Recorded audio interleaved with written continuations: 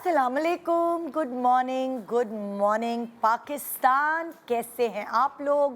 कैसी गुजरी आपकी ज़िंदगी? सही गुजरी? सेट है? अल्हम्दुलिल्लाह अल्हम्दुलिल्लाह। सबके लिए दुआएं कि सबकी ज़िंदगियां अच्छी गुजरें और मौसम भी अच्छा हो, कोई बीमार ना हो। यही दुआएं हैं मेरी आप सबके लिए। वैसे अगर हम औलाद की बात करते हैं, मैं बहुत औलाद वाले शोज़ करती हूँ, लेकिन ये औलाद वाला शो नहीं है। और अगर हम औलाद की बात करें ना, और बेटा और बेटी जब भी हमारी ज़िंदगी में आते तो हम दोनों के लिए ना बराबर नहीं होते। हम बेटों को थोड़ा रफ़ पालते हैं और बेटियों को बड़ा सिनफ़ नाजुक समझ के, ज़ाहिर है थोड़ा उनके नाज नखरे भी उठाते हैं और हय्यल्ला हुय्यल्ला भी करती हैं। तो हम कहते हैं हाँ नहीं भाई, इनसे ज़्यादा मेहनत का काम ना कराओ, इनको ज़्यादा भगाओ नहीं, इनको ज़्यादा टफ़ ना बनाओ। हम उनको खुद ही आई डोंट नो जान के या जाने अनजाने में हम बेटों को थोड़ा रफ टफ पालते हैं और बेटियों को थोड़ा सा नाज नखरे वाली, थोड़ी छुई मुई पालते हैं। हर पेरेंट ऐसा नहीं करता, लेकिन ज़्यादातर अगर आप देखेंगे तो यही करते हैं। मेरी पापा की परी और फलाना और धमाका, इस तरह अब्बा बड़े नखरे उठा रहे होते हैं। है मेरी बेटी कैसे पैदल चल के जाएगी, चलो मैं उसको वहाँ तक छोड़ दूँ।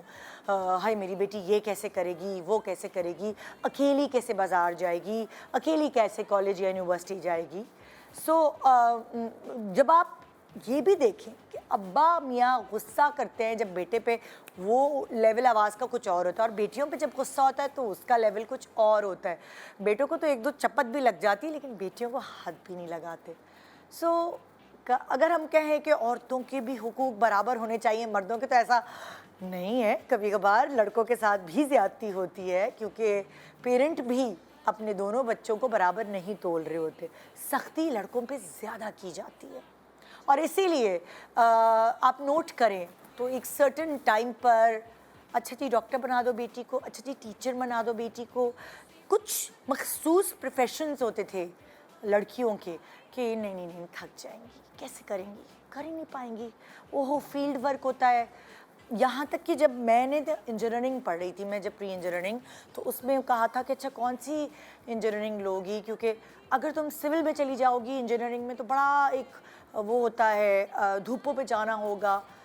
इंजीनियरिंग में भी हो रहा था कि अच्छा कंप्यूटर ले लो या कुछ ऐसी चीज़ ले लो कि धूपों में ना खुआरी होनी पड़े, वरना लोकेशंस पे जाना पड़ेगा और धूप का काम होगा और ये होगा और वो होगा। तो बड़े मखसूस होते थे प्रोफेशंस। यहाँ तक कि मेरे अम्मा अब्बा दोनों पीटीवी में डायरेक्टर थे, तो जब उनको अपने उस ज़माने में हीरोइंस ड्रामे के लिए ढूंढनी होती थी तो कराची और इस्लामाबाद में तो मिल जाती थी, लेकिन अगर पेशावर और कोयटा सेंटर होता था तो अम्मी अबू लोगों के घर जा जा के, मतलब अच्छी अच्छी फैमिलीज़ में जाके उनको कन्विंस करते थे कि अगर आपकी बेटी को शौक़ है ड्रामों में आने का तो हम गारंटी लेते हैं, आप साथ आ जाएँ। आप बड़ा कन्विंस करके लड़कियों को इस फील्ड में लाना पड़ता था। इस कंजर्वेटिव होना एक अलग बात है, लेकिन सिक्योरिटी के लिए कोई डेंजरस प्रोफेशन में बच्चियां ना चली जाएं। आप देखें कहाँ जाती थी, पुलिस में, फोर्सेस में, पायलट्स बनना या कोई ऐसा जो थोड़ा सा फिज़िकल काम ज़्यादा होता है, उसमें पेरेंट्स बच्चियों को अवॉइड करते थे भेजना। मगर जैसे जैसे ज़माना बदल रहा है तो दिमाग, सोच भी बदल रही है, और अगर बच्ची टफ़ है, चूँकि कभी कभार कुछ लड़कियां बड़ी टफ होती हैं, भाइयों से वो काम नहीं होते जो बहनें कर गुजरती हैं।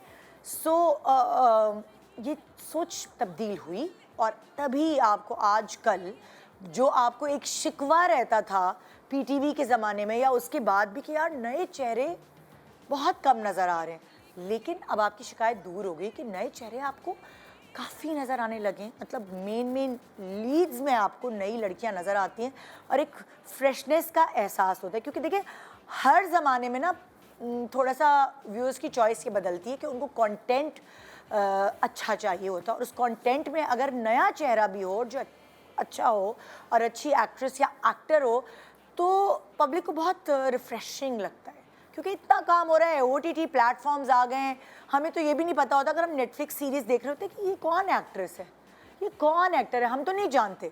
लेकिन हम इम्यून इसी वजह से हुए हैं, ओटीटी प्लेटफॉर्म्स की वजह से, कि इतने नए चेहरे आने के बाद हमें ये लगता है कि हम सिर्फ एक सीनियर एक्टर पे ही रिलाई नहीं करते, बल्कि हमें अच्छी एक्ट्रेसेस, अच्छे एक्टर्स की ज़रूरत है, चाहे वो नए ही क्यों ना हो। तो अपनी जगह बनाने के लिए पर्ची की नहीं बल्कि टैलेंट की ज़रूरत है। आइए एक छोटी सी ब्रेक के बाद मैं आपको कुछ ऐसी नए चेहरों से मिलवाती हूँ जिनको आप ड्रामों में देख रहे हैं, लेकिन उनके बारे में शायद आप जानने की कोशिश करें। अच्छा, ये कौन बच्ची है, ये कहाँ से आई है, ये क्या करती थी, ये कैसे आ गई।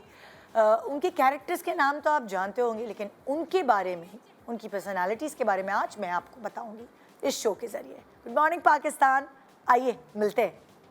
खुली खुली है उसमें धुली धुली, जरा जरा चुलबुली, शरारतों में है गुली।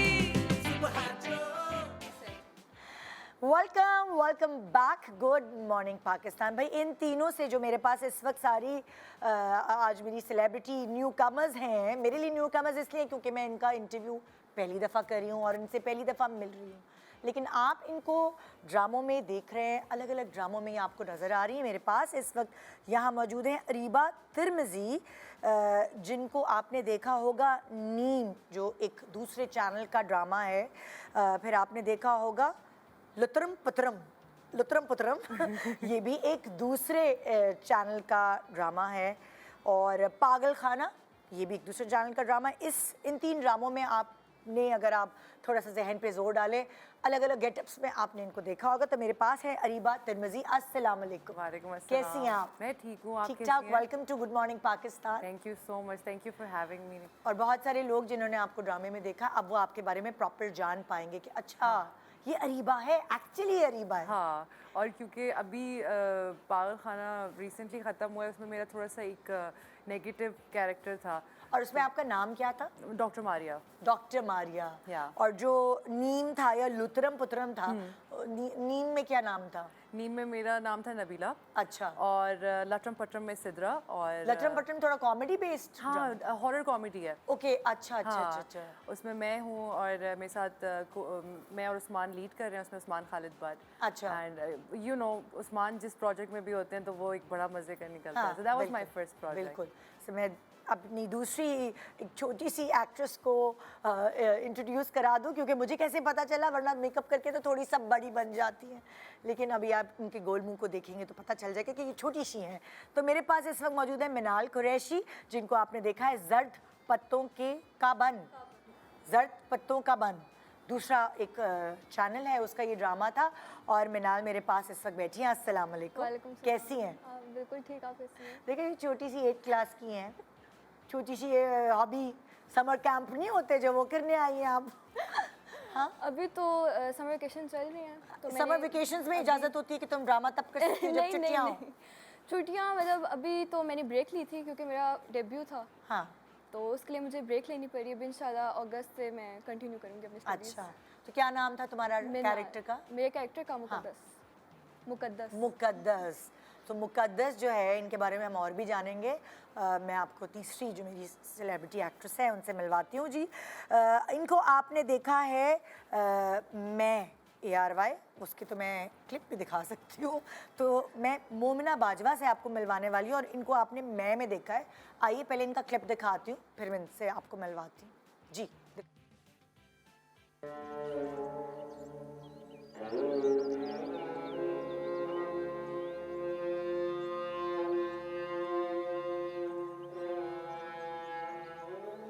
हानिया, ये लो पानी पी लो और आंटी के लिए दुआ करो कि उनकी आने वाली मंजिल आसान हो।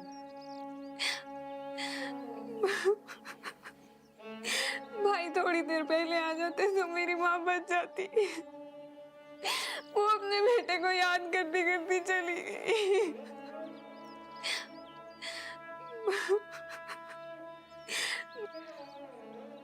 संभालो अपने आप को। ये लो पानी तो पी लो। हानिया, तुमने कल से कुछ नहीं खाया, कुछ खा लो। ये झूठी हमदर्दी करने की जरूरत नहीं है। मेरा भाई तुम्हारे प्यार में अंधा हो सकता है, मैं नहीं हूँ। जाओ यहाँ से। क्या हो गया है बेटा? हानिया, ये वक्त इन सब बातों का नहीं है, तुम कुछ खा लो। इससे पहले मैं भूल जाऊँ, मैं बदतमीजी करूँ, जाओ यहाँ से। क्या हो गया है? कैसी बातें कर रही हो हानिया? हो सके तो अपने गुनाहों की माफी मांग लेना अल्लाह से। सो ये हसरत का क्लिप है और मोमिना बाजवा इस वक्त मेरे साथ। अस्सलाम वालेकुम। कैसी हैं आप? मैं बिल्कुल ठीक ठाक है।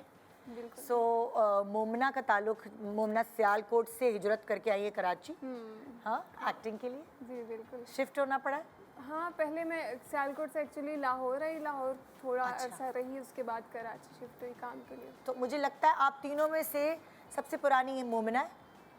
कितना अरसा हो गया मोमना को स्ट्रगल करते हुए? और वैसे ड्रामा में तो अभी मुझे इस साल ही मौका मिला है, वैसे अच्छा। स्ट्रगल करते हुए तो मुझे तो पहले क्या कर रही होती थी, कैसे, क्या ऑडिशंस देने जाना पड़ता था? ऑडिशंस देने इस यहाँ पे आना पड़ता था, तो वो तो मैं आ नहीं सकती थी। मैंने इंडस्ट्री का कोई डायरेक्टर, कोई बंदा नहीं छोड़ा जिसको मैंने मैसेज ना किया अल्लाह, हो। वाकई? इंस्टा पे ढूंढ के वो जो नीचे वो चलते हैं, ड्रामा के एंड पे चलते हैं, उधर से मैं नाम देखती थी और फिर उनको मैसेज करती थी और अपनी वीडियोस बना के सेंड करती थी। इस तरह से सबको मैंने तो फिर approach किया। ये वाला होता है ना, देखो सब इतने बिजी होते हैं, so ये वाली चीज़ मोमना की हेल्प किसने की कि अच्छा मैसेज आया है, चलो ट्राई कर लेते हैं, ऑडिशन ले लेते हैं?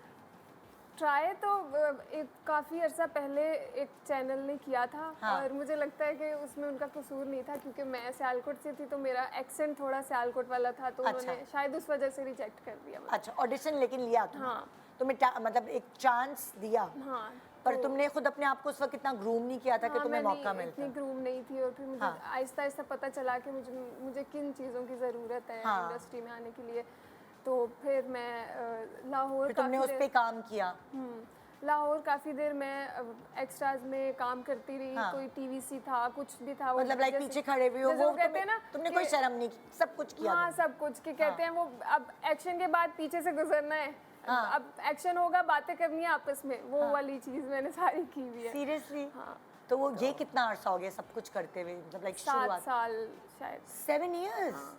देखिए, आप कहते हैं कि आसान है ये काम, इतनी मुश्किल, 7 इयर्स लगे और- तुम्हें यार। हाँ। फिर ये जो अम्मी अब्बू थे, इनको तुमने कैसे चुप कराया, सहलाया कि प्लीज़ मुझे करने दें? होता है ना घर में आते कि नहीं यार कुछ नहीं बनेगा यहाँ, क्यों तुम अपना टाइम वेस्ट कर रही हो? हमारे घर में, हमारे दूर दूर किसी खानदान में कोई भी बंदा नहीं था जो इंडस्ट्री में था। तो मेरा तो बस, मैं बचपन में सोचती थी और अंदर ही अंदर मुझे पता था कि ऐसा हो नहीं सकता। तुम हाँ। बस सोचो, तुम खुश रहो, तुम टीवी देख के। तो फिर लेकिन नेचर वाइज तुम वो हो कि एक चीज़ के पीछे पड़ जाओ तो पड़ जाओ, हाँ, वो है ना? अभी इसीलिए अभी 7 साल तक इधर बैठी हुई हूँ, नहीं हाँ। तो मैं छोड़ देती, काफ़ी अर्सा मुझे हो हाँ। चुका होता। तो फिर मैंने जब यूनिवर्सिटी में मैंने एडमिशन लेना था, तो मैंने देखा कि कौन से सब्जेक्ट्स मुझे चूज़ करने हैं। तो वहाँ मुझे नज़र आया मीडिया स्टडीज़। तो मुझे लगा अच्छा मीडिया स्टडीज़ है तो इसमें मैं कुछ एक्टिंग का हो सकता है। हाँ। तो मैं एक्टिंग का सोच के मीडिया स्टडीज़ में एडमिशन लिया, और फिर मुझे पता चला कि अच्छा इसमें तो प्रोडक्शन का वो सारा बैक स्टेज जो होता है काम, हाँ। वो सिखाते हैं। तो फिर तुम्हें पढ़ा, तुमने छोड़ दिया पढ़ाई की, ये तो मेरे काम की नहीं है? लेकिन काम की होती है। काम की अगर होती आपको है। पता चल जाए, बहुत सारे इंडियन एक्टर्स भी ऐसे जो पहले आके असिस्ट करते हैं, कैमरे के पीछे रहते, ताकि उनको उनकी ऑब्जर्वेशन जो है वो और ज़्यादा स्ट्रॉन्ग हो जाती। वो भी मैंने किया। हाँ। लेकिन एक वो था कि एक्टिंग करनी है, तो वो फिर मुझे ये था मेरे दिल में बस कि जल्दी से मैं टीवी पे आ जाऊँ किसी तरह। हाँ, मुझे ये था मेरे कोई टीचर होगा जो मुझे एक्टिंग पढ़ा रहा होगा, मैं उनको कहूँगी मुझे बस चैनल में कहीं ले जाएं, ऑडिशन दिलवा दें। हाँ। लेकिन ऐसा कुछ भी नहीं हुआ। फिर मुझे वो छोड़ना पड़ा, और मैंने कहा मुझे कुछ करना है, तो फिर तुमने मैंने छोड़ दिया, छोड़ दिया। डिग्री नहीं कंप्लीट की? ये लो। 5th सेमेस्टर के में थी मैं, और मैंने फिर छोड़ दिया। कुछ और भी इश्यूज थे जिसकी वजह से मुझे छोड़ना पड़ा। और फिर मैंने कुछ देर जॉब की, और साथ साथ फिर ये चल रही थी स्ट्रगल के कभी अच्छा। कहीं जहाँ से कॉल आ गई, जहाँ से कोई मैसेज आ गया, तो कर लिया वो। अम्मी अब्बू से पैसे उधार मांगती थी, सुने मुझे कराची नहीं, जाना है? मैं मुझे जॉब लाहौर- कर रही जॉब थी करी खुद, थी, उसी हाँ। से तुम अपना खर्चा तो उठा मैं रही खुद थी कर इस रही तरह। थी। और फिर पापा को नहीं बताया था इस तरह से आपको। पापा को क्या कहती थी? वो मैं दोस्त के घर जा रही हूँ, वो मैं माँ बाप से अगर स्पेशल परमिशन लेने जाओ ना कि अच्छा मुझे ये करना है, तो वो नहीं करने देते। अगर बता दो, करके बता दो ना, तो कहते हैं अच्छा, डांट बेशक पड़े लेकिन कम लेकिन पड़ती फिर है। माँ बाप को बताती क्या हो जब घर में नहीं होती? नहीं माँ, इतना तो जब मैं लाहौर जॉब स्टडी करी। के लिए आई थी, तो उनको पता था कि पढ़ने जा रही है, और मैंने साथ साथ बताया था मीडिया स्टडीज़ है, टीवी के पीछे काम करूँगी, मैं आगे नहीं करूँगी। मामा अच्छा। पापा को ये बताया था, मामा चिल थी, उनको उनका ठीक था। तो आहिस्ता आहिस्ता फिर जब मेरा ये ड्रामा आया, तो तब पापा को उनके रिश्तेदारों ने बताया या उनके दोस्तों ने बताया कि हम ड्रामा देखते हैं। तो फिर उन्होंने कहा अच्छा बेटा, मैंने वो आपका ड्रामा देखा था और बहुत अच्छा प्यार चिल से, है हाँ वो पापा। चिल है। क्या पता तुम्हें डर लग रहा हो, पहले भी वो मना नहीं करते, ऐसा होता है ना। हाँ, लेकिन वो एक था, मुझे एक हाँ। डर था क्योंकि हमारे बीच में कभी ऐसा कोई हुआ नहीं था, कोई बात नहीं हुई थी, तो कोई ड्रामा था नहीं। मिला कैसे तुम्हें अब कि लाइक तुम्हारा कोई पिवटल कैरेक्टर हो? पहले तो तुम कह रही थी तुम पीछे से इधर गुजर गई उधर गुजर गई, ये मौका कैसा मिला? कोई कभी कभार ऐसा होता है, पता है मुझे भी एक दफ़ा ऐसे ही हुआ था कि लाइक कोई एक्ट्रेस, पहले भी कैरेक्टर्स मिलते थे, लेकिन एक दफ़ा कोई एक्ट्रेस भाग गई ड्रामा छोड़ के, बहुत नाम, मतलब लाइक वो कैरेक्टर जो है उसके ऊपर नाम था ड्रामे का। अब आपकी, चाहे आप किसी की भी बेटी हो, आपको टैलेंट से ही आगे बढ़ने का या लक होती है आपकी, वो भागी है, मुझे उनकी जगह मिली है, और फिर बेहतर बस कैरेक्टर्स मिलना मैं भी चाहिए। दुआ करती थी कोई ऐसा भाग हो जाए। हाँ, बस ऐसे कोई अच्छा तुम एक्टिंग करोगी, अच्छा चलो आज। ऐसा कुछ भी नहीं हुआ। मुझे मैसेजेस, वही जो मैंने बताया, मैं सबको मैसेजेस करती हाँ। थी। इस तरह मैंने बदर सर को मैसेजेस किए, अच्छा। जिनका मैं था, तो उन्होंने फिर बिग बैंग में मेरा नंबर दिया हाँ। नवीद भाई को, तो फिर उन्होंने मुझे बुलाया, ऑडिशन वगैरह हुआ। और इस फिर तरह वहाँ से- तुम्हें लाइक बदर भाई ने तुम्हें एक तरह से थोड़ा सा अच्छा कैरेक्टर तुम्हें दिलवाया, और बिग बैंग से तुम्हें बिग बैंग से मैंने शुरू किया। शुरुआत। ओके, तो अब मैं चाहती हूँ मुझे तुम लोगों के नाम याद होने में थोड़ा सा टाइम लगेगा, लेकिन अब याद हो जाएंगे। जब प्रोग्राम खत्म करी होंगे तब पक्के रटे हुए होंगे। फिर मैं तुम लोग के ड्रामे भी देखूंगी। ओह, अरीबा मेरे पास आई थी। So, अरीबा इस्लामाबाद से है, जी और अरीबा प्रॉपर पढ़ा के आई है। हाँ बिल्कुल। हाँ, अरीबा के मैं कैरेक्टर्स की पिक्चर्स भी दिखा दूं ताकि आप फिर इससे रिलेट कर सके। दिखाइए भाई, हम पूरे क्लिप्स तो नहीं दिखा सकते, किसी और चैनल की जाहिर है वो मिल्कियत है, तो ये पागल खाने का लग रहा है मुझे। ये लटरम पटरम की है। लटरम पटरम का, अच्छा हॉरर है। तो थोड़ी सी और पिक्चर्स हैं या ये दो ही थी बस? अच्छा, तो अरीबा की कैसे शुरुआत हुई कि मुझे आना है टीवी के ऊपर, टीवी के कैमरे के सामने काम करना है?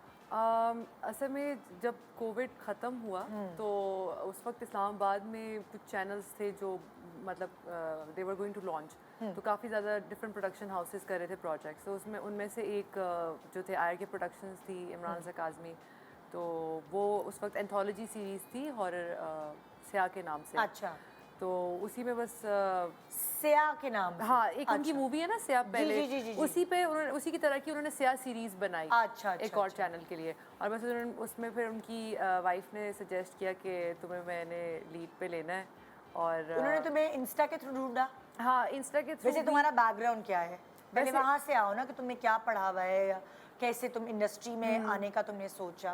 अच्छा, सो मैं बहुत ज़्यादा लाइक नर्ड होती थी ग्रोइंग अप, अभी भी हूँ, और मेरी ना बहुत स्प्लिट पर्सनालिटीज़ हैं ये। अच्छा। एक आर्टिस्ट है अंदर और एक साइंटिस्ट है। ओह। तो मैंने बैचलर्स अपना वायरल इम्यूनोलॉजी में किया है। अच्छा। और अभी मैं मास्टर्स कर रही हूँ हेल्थ केयर बायोटेक्नोलॉजी में। अच्छा। तो मैं अमेरिका में पढ़ी थी ब्राउन यूनिवर्सिटी में, और तुम्हारा सब्जेक्ट यही था? हाँ, इम्यूनोलॉजी ही था। इम्यूनोलॉजी था। तो मैं वहाँ पढ़ी थी, और कोई भी बच्चा जो मतलब पाकिस्तान से जाता है वो वैसे भी मतलब अम्मा अब्बा ने इतना ज़्यादा वो किया हुआ था, बिकॉज आपके अम्मी अब्बू ऑलरेडी इतनी ट्यूशन कवर कर रहे होते हैं, फिर आप खुद भी ऑन कैंपस जॉब्स कर रहे होते हैं, तो कहाँ टाइम मिलता है। लेकिन मैंने ना डाउनटाउन में देखा, फ्लायर था, ब्रॉडवे के ऑडिशंस थे, तो मुझे उस वक्त पता भी नहीं था कि ब्रॉडवे कोई ऐसी चीज़ है, वो तो बड़ी चीज़ है या क्या है। बस आई जस्ट न्यू कि एक्टिंग करनी है, और स्कूल में वो टैबलोज और इस तरह की चीज़ें की हुई थी।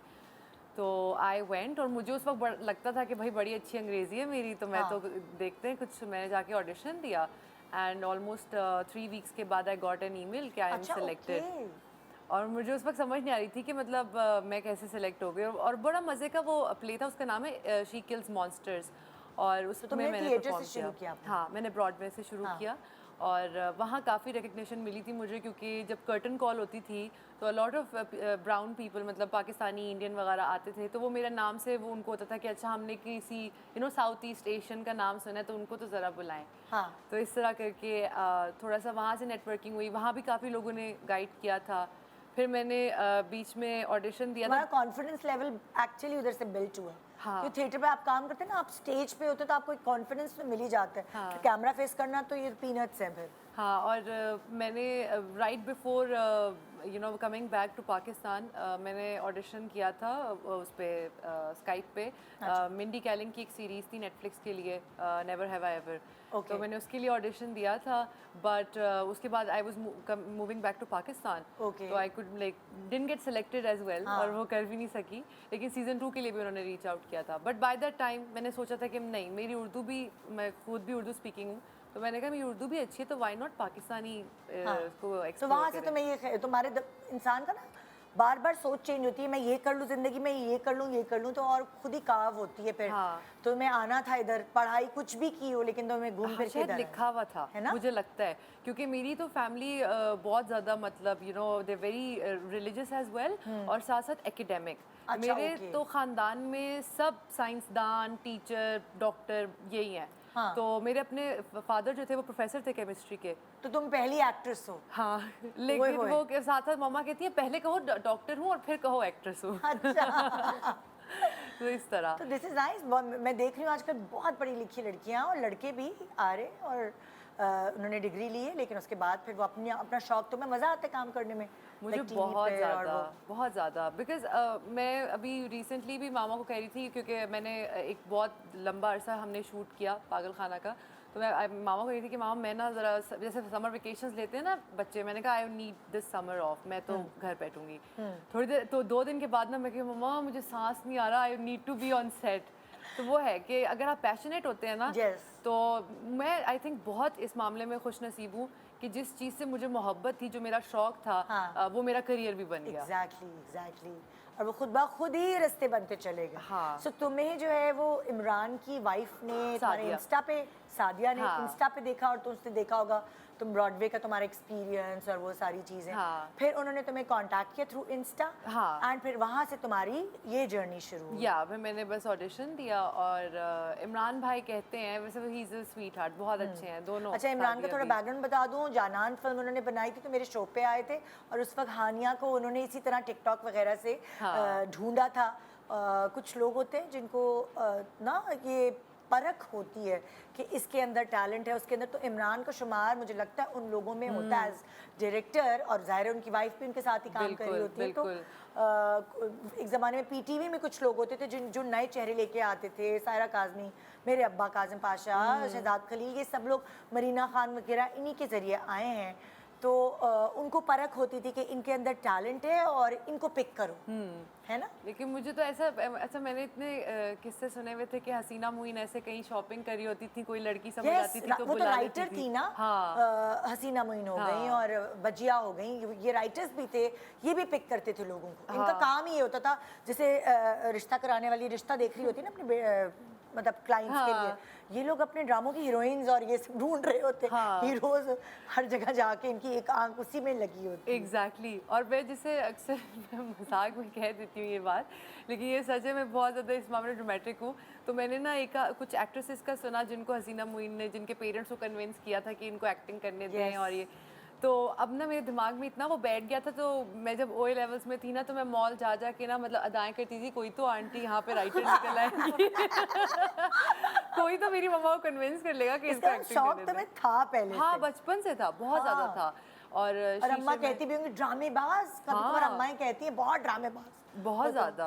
तो मम्मा तो कहती थी कि मतलब ये तो हर वक्त एक्टिंग करती है, मुझे नहीं पता ये सच बोल रही है ऐसे ही, क्योंकि मैं बहुत फनकार थी शुरू से। कितने सिबलिंग्स हो तुम लोग? मेरा बस एक छोटा भाई है। अच्छा। और वो उसका कोई मतलब लाइक उसका कहीं और रुझान है? हाँ, उसको ही वो बस अभी अपना बीबीए कर रहा है। अच्छा। और उसका ज़्यादा जो है मार्केटिंग एंड पीआर की तरफ है। अच्छा, तो वो ज़्यादा उसका यू नो तो अब तुम नेटवर्किंग। इस्लामाबाद में होती हो तो तुम्हें अभी वहाँ पे ही, क्योंकि जाहिर है अब वहाँ के मौसम, लोकेशंस और बाकी चीज़ों की वजह से एक बड़ा कराची में काम, एक ज़माने में लाहौर में बहुत काम हो रहा होता था, एक ज़माने में कराची में। अब इस्लामाबाद के ड्रामे आपको काफ़ी नज़र आ रहे हैं क्योंकि वहाँ इतनी ग्रीनरी और लोकेशंस इतनी प्यारी हैं कि वो एक आँखों को एक ठंडक और अच्छा महसूस होता है जब स्क्रीन पर वो सारे विजुअल्स आ रहे होते हैं। हाँ, बिल्कुल। तो वो मज़े का लगता है बहुत ज़्यादा। और जैसे अब मुझे तो ऑनेस्टली कराची के सारे ड्रामास की ना लोकेशंस भी याद हो गई हैं। अच्छा। हाँ, मतलब मुझे याद क्योंकि वो होता है। एक ही ड्रामा इतना हो रहा होता है ये वाला लोकेशंस पे। तो अब अगर फर्ज करो तुम्हें कराची से ऑफर आती तो तुम क्या करोगी? फिर अकेली आओगी, यहाँ आके काम करोगी, या तुम अभी इस्लामाबाद वाले प्रोजेक्ट्स को ही प्रेफर करोगी? नहीं, I am open to it. मैं बहुत ज़्यादा ना मैं शुरू से ऐसी रही हूँ कि आई एम ओपन टू जैसे न्यू ये एक्सपीरियंस। तुम कराची शिफ्ट हो गई हो ना, ये कराची शिफ्ट हो गई, बाद में अगले ब्रेक पे पूछूंगी कि क्या शिफ्ट हुई, अकेले रहती हो, कैसे रहते हो, ये लेकिन मुझे लड़कियां जो हैं वो स्ट्रांग हो रही हैं। बिल्कुल है ना? लेकिन हाँ, बट मैं अगर मूव हुई ना कराची तो मैं मामा के साथ होंगी। हाँ। चलो जी, ब्रेक के बाद पूछते हैं और तुम्हारी 8वीं जमात में है वो, साइंस लोगी के आर्ट्स लोगी, यही सवाल करूंगी इस बच्ची से, मैं क्या करूं। छोटे से ब्रेक के बाद मिलते हैं अपनी प्यारी सी न्यू कमर्स सेलिब्रिटीज़ इंशाल्लाह एक ज़माने में ऐसी होंगी कि अकेली आके सोफे पे बैठेंगी हीरोइन, ऐसी होंगी जिनके नाम से ड्रामा बिकेगा इंशाल्लाह। Good morning.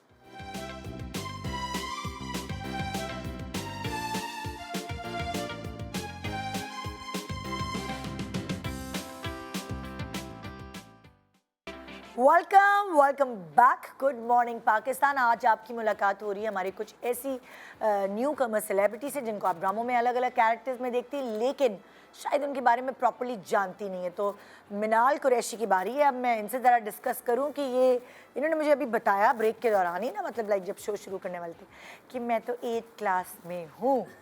तो ये 8th क्लास की जो बच्ची है, इसका कब से शौक था? मेरा बचपन से ही था। मेरी मामा को शौक था। मतलब मुझे तो था ही, मैंने मम्मा से तो मामा ने कभी कहीं एक्टिंग की या नहीं कभी भी नहीं? हमारी फैमिली में दूर दूर तक हमारी भी फैमिली में कोई ऐसा एक्टिंग, तो मामा ड्रामे वगैरह देखती थी? ड्रामे वगैरह, ड्रामा देखती थी, मूवीज देखती थी। तो मेरे बहन भाई से उन्हें शौक पड़ा। मैं आई एम द यंगर, मेरे सारे बड़े बहन भाई हैं। अच्छा। भाई हुआ, उसको हुआ, मम्मा को हुआ कि इससे एक्टिंग में डालते हैं, नहीं हो सका। फिर मेरी बहन हो सका क्या मतलब कि उसको शौक भी नहीं था।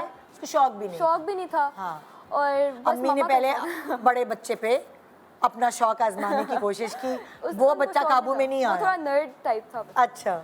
उसे भी शौक नहीं था। फिर मेरी बहन, वो तो और भी ज़्यादा, वो ज़रा पढ़ाई, वो किताबी कीड़ा थी। वो कहती है नहीं मम्मा छोड़िए, मैंने नहीं करना। उसे एंकर बनने का शौक था। अच्छा। मम्मा कहती हैं अच्छा छोड़ो। और मेरी मुझसे जो बड़ी सिस्टर है, उसे भी शौक नहीं था। अच्छा मुझे शौक था। मैं थोड़ी थी वो बचपन में पटाखा बच्चे होते हैं ऐसे, तो मामा ने कहा बचपन से बस अब इस पे मेरा शौक पूरा होगा। अब इस पे मेरा शौक पूरा होगा। तो इस तरह पे तुम लाइक कैसे अप्रोच किया? मेरी बहन की वजह से हुआ है। मेरी बहन की एक एडी से बात हुई, आर्ट डायरेक्टर ऑन भाई। तो उनसे बात की कि मतलब मिनाल को ऐसे शौक है ना, तो तुम्हें कोई इसके लिए बहुत अच्छी ब्रेक मिले तो मिनाल को ज़रूर बताओ। तो वो तुम्हारी बहन के जानने वाले थे? मेरे बहन के जानने वाले थे, फ्रेंड थे ट्विटर पे। अच्छा। तो उन्होंने कहा सही है, बहुत अच्छी ब्रेक अगर मिली तो मैं मिनाल को ज़रूर बताऊंगा। ठीक है। तो फिर उन्होंने मुझे इस ड्रामे का बताया और फिर वो मैंने किया और बस बहुत प्यार मिल रहा है। तस्वीर दिखाते हैं आपको क्योंकि तुम्हारा गेटअप तो नहीं चेंज होगा? गेटअप चेंज हुआ है बहुत ज़्यादा। दिखाए जरा मैं बिल्कुल ओह यार कितनी डिफरेंट लग रही है, लेकिन अच्छी लग रही हो मेकअप के बगैर, बिल्कुल सादी सुद्दी, यार डिफरेंट लग रही है वाकई। थोड़ा बड़ा बनाया हुआ था। तुम्हारा ड्रामा कौन सा था? जर्द पत्तों का बन। आहा, अच्छा इसमें सज्जल वगैरह जी। ओ ये वाले ड्रामे में हो तुम? जो इस वाले ड्रामे में। आहा अच्छा। तो इस तरह तुम्हारा ऑडिशन हुआ? मेरा ऑडिशन, तुम भी इस्लामाबाद में रहती? जी मैं भी इस्लामाबाद में रहती हूँ। अच्छा। तो जो ऑन भाई हैं उन्होंने कहा कि एक बहुत अच्छी ब्रेक मिली है मिनाल के लिए, तो बस तुमने ऐसे मिनाल की, मेरी बहन सिस्टर जैनब को बता रहे थे, तो मिनाल की ऐसी वीडियो रिकॉर्ड करनी है और मुझे सेंड करनी है, फिर मैं आगे सेंड करूँगा। तो जो मेरा ओपनिंग सीन था वही मेरा ऑडिशन था। अच्छा। मैंने कहा सही है। मैं खुश तो बहुत हो गई, पर फिर मुझे हुआ कि क्या पता ना हूँ सेलेक्ट, क्या पता रह जाऊँ। तो सेंड किया, बस 2 दिन बाद कॉल आ गई कि बहावलपुर आप आ सकते हैं। ओए होए, तो पहला ब्रेक ही जो मिला वो बहावलपुर और सेकंड लीड थी मैं। अच्छा। तो तुम सज्जल की बहन थी या क्या दोस्त होती हो? नहीं, मैं बिल्कुल, मेरा अलग सा रोल है। अच्छा, अलग था। मतलब उनकी जानने वाली नेबर टाइप होती है। अच्छा अच्छा। तो बस फिर ऐसे मैंने स्टार्ट किया। हाँ। तो फिर बहावलपुर तुम अम्मी के साथ गई? मैं अपनी फर्स्ट पहले मैं अपनी फैमिली के साथ गई थी और मम्मा तो मेरे साथ खानदान गया? बहन भाई? बहन भाई। अरे फर्स्ट था ना। हाँ। तो मामा ने पहले जाके कह दिया इस बच्ची को मैंने अकेला नहीं छोड़ना, आप लोग जो कर ले, जहाँ भी होंगी मैं इसके साथ होंगी। और मामा ने अभी तक कह दिया जब तक तुम बहुत बड़ी 25 प्लस में हो जाती तब तक मैं तुम्हें छोड़ूंगी नहीं। अच्छा, अब्बा का है बताओ? वो जरा स्ट्रिक्ट है, तो इसीलिए अम्मा ने गारंटी ली हुई है कि भाई आप मेरे ऊपर छोड़ दें। आप मेरे ऊपर छोड़ दें, बोल दिया आपने कि आप मेरे ऊपर छोड़ तो मम्मा ने तो मना लिया, मेरे भाई ने बात कर ली उनसे कैसे ड्रामा है वो कर रही है। पापा कहते हैं अच्छा चलो सही है अब कर लो। हाँ। तो ऐसे बस पूरी फैमिली, सारी बहन भाई अम्मी तुम्हारे सब सपोर्ट में आ गए, तो अब्बा ने फिर हथियार डाल दी कि अच्छा कर लो। हाँ। तो तुम फिर अभी तुम इस्लामाबाद में हो और अब तुम्हें भावलपुर जाना पड़ा, अब अगर तुम्हें कराची आना पड़ेगा तो अम्मा के साथ आ जाओगी? मम्मा के तो साथ घर में खाना कौन पका के देगा फिर? बाकी लोगों का क्या होगा? मेरी सिस्टर वो बनाएगी। वो खाना बहुत अच्छा पकाती है। ये नहीं, सब वो- तय है चीजें सब तय है। कि वो घर जो है वो फिर सिस्टर संभाल लेगी। सिस्टर संभालेंगी। अभी मैं मम्मा के साथ आई हूँ हाँ। और मैं भी कल उन्हें मैं ऐसे मैसेजेस कर रही थी कि बहुत मिस कर रही थी उन्हें, क्योंकि वो भी साथ ज़्यादातर होती हैं। बहन जो तुम्हारी? बहन जो हैं। अच्छा। क्योंकि वही बताती हैं मुझे, मैं उन्हें आपा कहती हूँ, अच्छा। जैनू आपा, तो वो वही सब कुछ मुझे बताती हैं। मिनाल तुमने ऐसे एक्ट करना है, ऐसे। अच्छा उन्होंने मतलब पॉलिश उन्होंने मुझे किया। अच्छा। उन्होंने मुझे मतलब समझे कि वो मेरी माँ है दूसरी हाँ। बड़ी है ना वो। हाँ। तो वो सारा समझाती है, मिनाल तुमने ऐसे एक्ट करना है, ये करना है, वो करना है। और फिर उसके बाद मम्मा तो मम्मा भी बताती हैं? मम्मा भी बताती हैं। मम्मा स्क्रिप्ट पढ़ के तो- इसको ऐसे एक्ट करना। वाह! तो ट्रेनिंग स्कूल तो घर में ही है ट्रेनिंग स्कूल तो घर में ही है। हाँ। सारे डायरेक्टर। तो अभी तो तुम 8 में हो, 8 आगे कहाँ तक इरादा है? पढ़ने का शौक है कि तुमने कहा नहीं मैं तो पैसे कमाने लगी हूँ? पढ़ना तो है, जाहिर हाँ। सी बात है, पर एवरेज हूँ। बहुत ऐसे नहीं कह सकते, बहुत ऐसे नर्ड हूँ, बहुत किताबी कीड़ा, कोई भी नहीं, एवरेज हूँ। अच्छा। और फिर उसके बाद तुम फिर एक्टिंग में ही आओगी पूरी Acting अपनी में, पढ़ाई इंशाल्लाह। कंप्लीट करके? इंशाल्लाह। ग्रेजुएट होगी या मास्टर्स करोगी, क्या सोच है? ये तो अब आगे पता ये लगेगा। तो पता लगेगा कितनी बिजी होती हो, है ना? ये तो अब आगे पता लगेगा। अभी कुछ ओके decide- ओके। अच्छा, अब तुम्हारी तरफ आती हूँ दोबारा।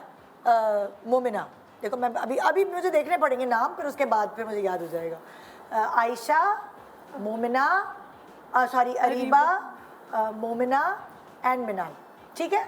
हाँ, अब याद होगा। थोड़ी मेरी मेमोरी जैसे जैसे मेरी उम्र बढ़ रही है कमज़ोर होती जा रही है। हाँ भाई। अच्छा, अब तुम्हारी कितने बहन भाई हैं? हम लोग 5 बहन भाई हैं। तुम लोग 5 बहन भाई हाँ, हैं। मुझसे एक बड़ी आपी है, हाँ। उनकी शादी हो चुकी है और उसके बाद मैं हूँ, फिर मेरे अब तो 2 तुम्हारा नंबर है, तो अम्मी अब्बू फोर्स तो नहीं करते कि चलो बस बहुत हो गया शौक, चलो हम तुम्हारी शादी? फोर्स कर करके अब थक गए, वो चुप करके बैठ के हाँ। वो कहते हैं अब तुम कर लो जो हाँ। तुमने करना है वो कर जो लो, तुम उसके कर बाद लो हाँ। वो कर लो। तो बेसिकली अगर तुम एक्ट्रेस नहीं बनती तो फिर तुम क्या बनती? सोचा था कभी? नहीं, मेरा कोई प्लान भी नहीं था। मुझे लगता है ऐसा कि मैंने वैसे बचपन में वो शुरू में तो होता है सबको टीचर बनना होता है, टीचर देख रहे होते हैं। सारी तो लड़कियों का यही हाँ, शौक होता है, या दुल्हन बनना है या टीचर बनना है। ये सब लड़कियों का यही शौक होता है। हाँ, वो दुल्हन तो कपड़े वगैरह उसके लिए बनना था। हाँ। लेकिन टीचर बनना था, पुलिस में जाना था, कुछ आर्मी में जाना था इस तरह। लेकिन एक्टिंग के अलावा मुझे नहीं ये लगता अभी कि मुझे ब्रेक में बता रही थी कि क्या लगता था तुम्हें बचपन में मुझे लगता था कि जैसे- जिंदगी क्या है। हाँ जैसे टीवी में ड्रामे वगैरह चलते हैं तो मुझे लगता था ये सब कुछ रियल लाइफ है और हमारे घर में भी कहीं कैमरा, कहीं कोने में कैमरा लगा होगा और मुझे भी सब देख रहे होंगे जैसे मैं देखती हूँ। तो मैं वैसे ही बैठ के अगर कोई घर में कोई बेइज्जती कर देता था तो मैं कहती थी सब देख रहे हैं, क्यों बेइज्जती कर रहे हैं। इस तरह से मैं कुकिंग शो भी करती थी, तो ऐसे खाना बनाती थी, मुझे लगता था वो मेरी रिकॉर्डिंग हो रही है और मैं कर रही हूँ। This is hilarious. और ये कौन सी उम्र होगी तुम्हारी? ये उम्र तो मुझे नहीं याद। छोटी होगी मतलब, हाँ, लेकिन बिल्कुल। तुम्हारी मेमोरीज में है ये हाँ, कि बचपन में तुम्हें ये लगता था कि ये सब रियलिटी है जो टीवी पे आता है और तुम्हें भी कोई देख रहा होगा कहीं। हाँ, मुझे ऐसा ही लगता था कि सब कुछ जो मैं टीवी पे मैं लोगों बहन को तुम्हारा देखती ये हूँ। भरम कब टूटा? अम्मा अब्बा ने सीधा किया हैंगर वैंगर से कि फॉरेन एक्ट्रेस बनी हुई हो, बर्तन भी धो रही हो तो आराम से। ये मैं अपने दिल में सोचती थी, किसी को बताती नहीं थी कि अच्छा। ऐसा कुछ है। मुझे लगता था ये एक यूनिवर्सल ट्रूथ है, ये ऐसा ही है, मुझे अच्छा। किसी को कुछ कहने की ज़रूरत नहीं है। हाँ। तो यही था। और कहाँ थी मैं? मैं वापस आ जाती हूँ, कोई बात नहीं, परेशान नहीं हूँ। मैं तुम लोगों से एक एक करके सबसे क्वेश्चंस करती हूँ, ठीक है? अच्छा, पहला सीन याद है? हाँ पहला सीन बहुत मुश्किल था। टीवी की बात करी, ब्रॉडवे की बात नहीं करी। टीवी का सबसे मुश्किल ये था कि वो सीन ना 6 पेजेस का था और उसमें बहुत मूवमेंट थी। तो मुझे नहीं पता था, मुझे उस वक्त तक इतना आइडिया था, मैंने मतलब BTS वगैरह देखे थे कि हाँ ठीक है एक एंगल से बनेगा फिर दूसरे एंगल से, पहले मास्टर होगा फिर इस तरह। अब मुझे उन्होंने कहा, वो मल्टा कैमरा डायरेक्शन कर रहे थे डायरेक्टर जो थे, उन्होंने कहा कि क्योंकि इसमें मूवमेंट बहुत है, वी वांट कि वो मतलब मूवमेंट लीनियर रहे और मैच कर जाए, तो हम ना 3 कैमरास लगा रहे हैं, यूज़ ऑल दिस स्पेस। और मेरी ओबी के साथ थी, उसमें मेरे बहुत ज़्यादा ना वेरिएशंस थी। उसमें मतलब मैंने एक्सेंट्स चेंज करने थे और उसमें फ्रेंच भी बोलनी थी, उसमें टपोरी भी होना था और उसमें पंजाबी भी बोलनी थी और इसमें एक बर्गर बॉय भी बनना था। वो क्योंकि वो काला जादू कर वो दिखाते हैं कि मियाँ काला जादू करता है बीवी के ऊपर कि ये मेरी ना हर बात मानना शुरू कर दे हाँ। और वो एक ना रोबोट सी बन जाती है। हाँ। तो वो मैं पहला सीन किया और पहला सीन ही इतना टफ, हाँ। जिसमें आपको एक ही सीन में 6 अलग अलग वेरिएशंस दिखानी है। हाँ, और लटरम पटरम में वो सीन था कि वो जैसी बांसुरी बजाते हैं तो एक न्यू कैरेक्टर निकलता है। सो एक कैटलॉग होती है कैरेक्टर्स की, उसमें से फिर वो मियाँ चूज करता है मुझे कौन सा कैरेक्टर चाहिए बीवी का। अच्छा। तो उसमें वो बहुत मजे का था। मतलब पहला वो कहती की आल है पायण, तो वो कहते हैं पायण मतलब मैं तो शौहर हूँ। इस तरह की मतलब वो मजे का था वो। काफी मुझे उस दिन मुझे रियलाइज हुआ था कि आपका को एक्टर का ना आपके साथ आइस ब्रेकिंग बहुत ज़रूरी है। और उस्मान अगर ऑनेस्टली मुझे इतना इनकरेज ना करते ना तो शायद मैं इतना अच्छा ना कर पाती। लेकिन वो I will always remember that scene, क्योंकि वो एक्शन रिएक्शन होता है ना, एक्टिंग इज दैट, मतलब लाइक कभी कभार होता है ना कि कोई क्यों नहीं दे रहा होता, थक जाता है, तो आपकी परफॉर्मेंस जो क्यों मिल रहे होते हैं, जो दूसरा सामने वाला एक्टर होता है उसके साथ ज़्यादा बेहतर होती है, बजाय इसके कि आप किसी असिस्टेंट डायरेक्टर को जो यूं पढ़ रहा है मैं तुम्हारे बगैर नहीं रह सकता, क्योंकि जाहिर है बेचारे को तो एक्टिंग नहीं आती और वो स्क्रिप्ट पढ़ के आपको क्यूज दे रहा है। हाँ, बड़ा मुश्किल और होता है। बहुत सारे ऐसे भी मैंने देखे हैं कि पीछे एडी बकायदा लाइन के साथ साथ लाइन बता रहा होता है। तो और माशाल्लाह फिर वो उसकी एक्टिंग भी ऐसी होती है एडी की, हाँ, ये आप यहाँ से निकलेंगी तो ये होगा, तो वो बिल्कुल एक्सप्रेशंस ही नहीं आते ना, expressionless। Because acting is all about reaction. हाँ। इफ द एडी, मैं तो अव्वल तो मैं बहुत वैसे माइंड करती हूँ ये बात कि मेरे को एक्टर्स जब मेरे सोलोज हो रहे हो तो मुझे क्यों कोई और दे रहा हो। मैं खुद कह देती हूँ, रिक्वेस्ट कर लेती हूँ कि प्लीज मतलब आप मुझे ना उसी एनर्जी के साथ क्यों दे। हाँ, ताकि वो। अच्छा, पहला सीन तुम्हें याद है अपना मिनाल? मुझे याद है। बात ऐसी थी कि जो डायलॉग्स थे बहुत इजी थे, पर जाहिर सी बात है नर्वस थी क्योंकि ये मेरा डेब्यू था और पहला सीन। तो मैं बहुत डरी हुई, मैं जाऊँ, मैंने कहा मामा मैं कैसे करूँगी, मामा के पास डर के सबसे पहले जाती थी, कहती अच्छा जाओ जाओ तुम्हारा सीन होने वाला है। फिर सबको बुलाया क्योंकि मैं सेट पे छोटी थी तो सबने मेरा नाम गुड़िया रखा हुआ था। अच्छा। मेरा बच्चा, मेरी गुड़िया, ये सैफी सर मुझे मेरी गुड़िया कहते थे। अच्छा। तो सब मुझे इजी करते थे, मिनाल खैर है हो जाएगा, क्योंकि बहुत नर्वस थी मैं।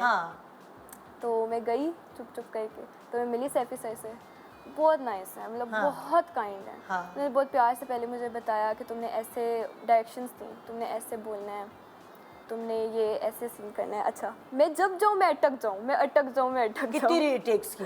बहुत रीटेक्स थे। दो, बहुत ज़्यादा, मतलब 2-3 तो नहीं, 5-10 तो थे। मैं बार बार अटकूँ, तो फिर उन्होंने मुझे इजी किया, तो खैर वो तो हो गया। और अब तो वो अभी ऑन एयर नहीं हुआ। अच्छा, अभी ऑन एयर नहीं हुआ वो पहला वाला ऑन एयर नहीं हुआ? मतलब मेरा वो फर्स्ट सीन था ना। अच्छा, वो ऑन एयर। अभी ड्रामा तो ऑन एयर है, लेकिन ड्रामा ऑन एयर, वो वाला सीन ऑन एयर अभी नहीं आया। अभी नहीं आया। तो फिर बाद में कितने सीन्स बाद तुम कंफर्टेबल हुई और फ्लुएंट हुई एक्टिंग में? पहले स्पेल के बाद हो गई। अच्छा, पहले स्पेल में थोड़ा सा हुआ, थोड़ा अंदाजा हो गया। मेमोरी कैसी है, याद रहते हैं डायलॉग्स या भूल जाती हो? रट्टा मारती हो डायलॉग्स? मैं रट्टा मारती हूँ तो भूलती तो हूँ।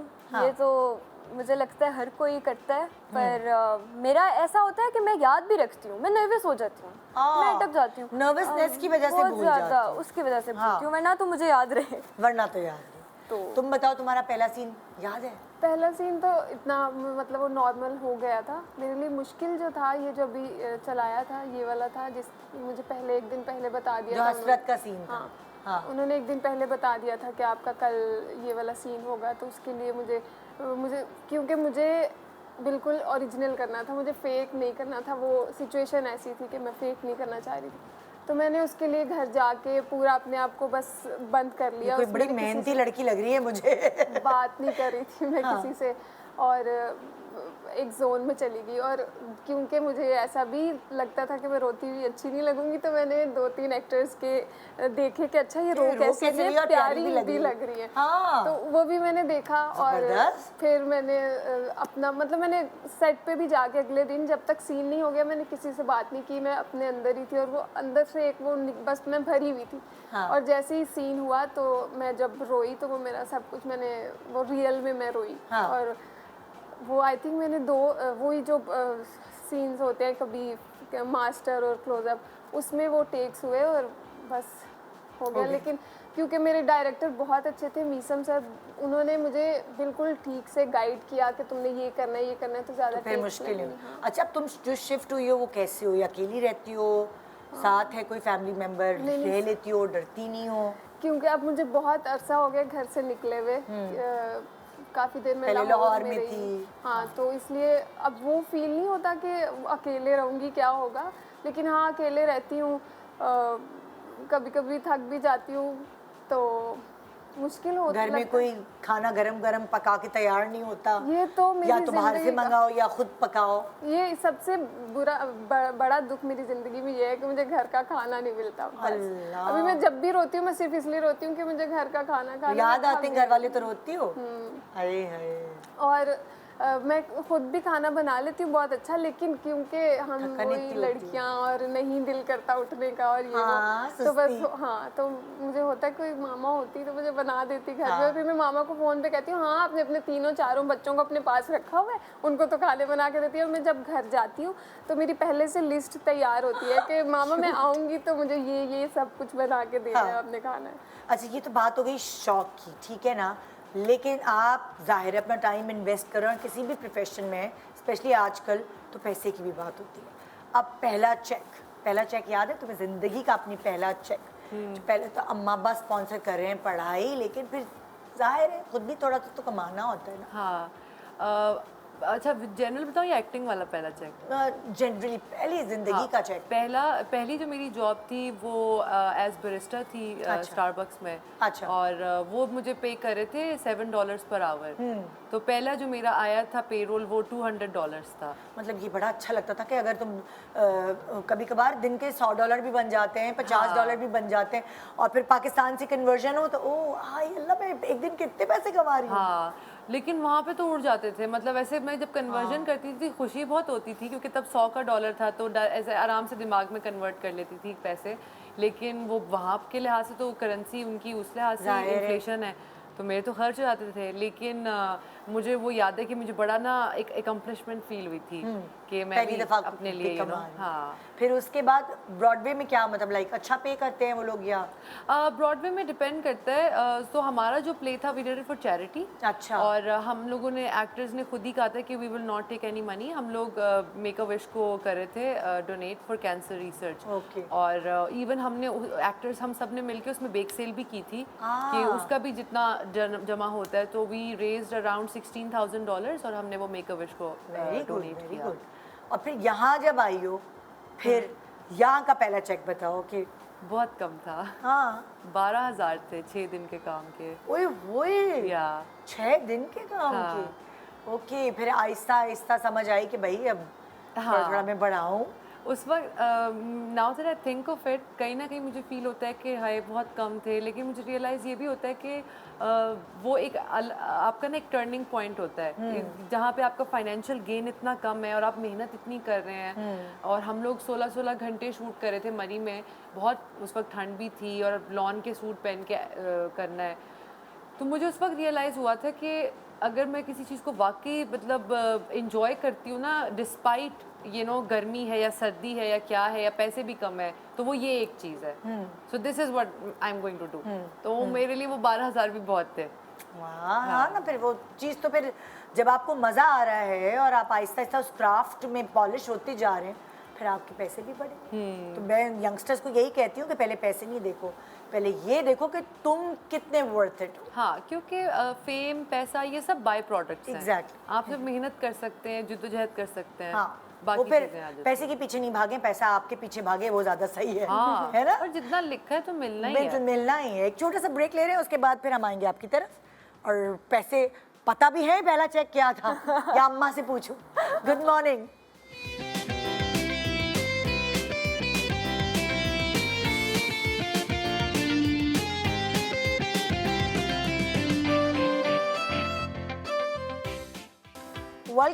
Welcome back. Good morning Pakistan. So मेरे पास आज वो सेलिब्रिटीज़ हैं जो आपको ड्रामों में अलग अलग कैरेक्टर्स में नज़र आती हैं, लेकिन आप उनके बारे में इतना जानते नहीं हैं। सो मैंने इन दोनों से अभी सवाल किया था कि पहला चेक, तो मिनाल तुम्हें याद है तुम्हारा पहला चेक कितने का था? है मुझे पहला चेक मुझे ऐसे पैसे तो नहीं मिले, पर वो जो डेब्यू था जाहिर सी बात क्या है, मिला फिर? तो पैसे नहीं मिले, आम की पेटी मिली? अकोमोडेशन जो थी सारी, आना जाना, अच्छा, पूरा बहावलपुर खानदान जो जाना आया था, था ना, मतलब तो उसका सारा उन्होंने किया। तो भाई एक उन्होंने तरह से बताया- छुट्टी हो गई वो। तो बगैर पैसों के काम किया शुरू नहीं नहीं, मतलब अकोमोडेशन होगी, मुझे सिर्फ काम से मतलब था। मैंने हाँ। कहा, मम्मा भी कहती हैं कि कभी भी पैसों का ये दिमाग में ना रखना, हाँ। पैसे मिलेंगे ये होगा वो सही होगा। है। क्योंकि मेरा शौक है, मैं पैसों के लिए तुम्हारा नहीं- वाला जो शौक बजट है। था वो पूरे बहन भाई अम्मी जो सब पूरा फैमिली आई थी उसमें लग गया बेसिकली। उसमें लग गया। हाँ और अकोमोडेशन हुई थी, हाँ। खाना पीना, मेस हाँ। वगैरह, इन सब का। हाँ, तो जाहिर है पूरी फैमिली थी साथ, तो इसीलिए सही है। सही है बिल्कुल। हाँ, नॉट बैड।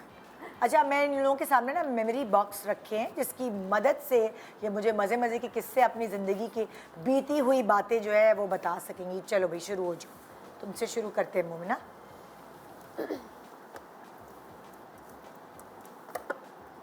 ये क्या है? सहरी सहरी नाइट। क्या हुआ सहरी नाइट पे भाई? सहरी नाइट का ये हुआ कि हम लोग जैसे अब भी ऐसे ही होता है कि आप पूरी रात जागते हैं और सहरी करके सो जाते हैं। बिल्कुल। तो जब हम छोटे थे तो हम भी ऐसे करते थे, और देसी घर एक ही कमरे में एसी लगा हुआ होता है। हाँ। तो हम सारे बड़े सोए हुए हैं और बच्चे कभी इधर से उधर, उधर से उधर। हाँ। एक दो दफ़ा उन्होंने मना किया मेरे मामू ने कि ऐसे मत किया करो, जल्दी सो जाया करो। हम नहीं सुनते थे, और एक दिन मामू ने कहा अच्छा ठीक है, हम लोग वैसे ही रूटीन वाइज हम लोग ऐसे ही शरारतें भागम-दौड़ी कर रहे कर हैं। रहे हैं। हाँ। उन्होंने जब हमने रोज़ा रख लिया तो हमने कहा चलो अब सोने चलते हैं। मामू ने कहा चलो आ जाओ सारे, बेटा अब कुरान पकड़ लो और बैठ जाओ पढ़ने। तो अब हम सोच रहे हैं अच्छा ठीक है, एक दो घंटा पढ़ाएंगे और फिर कह देंगे अच्छा जाके सो जाओ। हम लोगों ने पढ़ा, उसके बाद उस दिन जुम्मा था तो तस्बीह नमाज होती है, तो मेरी नानों को कहते हैं चले इनको तस्बीह नमाज पढ़ाएं। अब सोने नहीं दिया मतलब? नहीं, सोने नहीं दिया। अब मेरी नानो नमाज बहुत लंबी खींचती हैं कि आज अल्लाह से सारा कुछ कबूल करवा के उठूंगी मैं। तो अब कोई सजदे में सो रहा है, कोई रुकू में सो रहा है, और हम लोग ऐसे ऐसे नींद में सो रहे हैं कि कुछ हो जाए, मामू हमारी जान छोड़ दे। खैर फिर हमारी मामा हमेशा रेस्क्यू करती हैं हमें।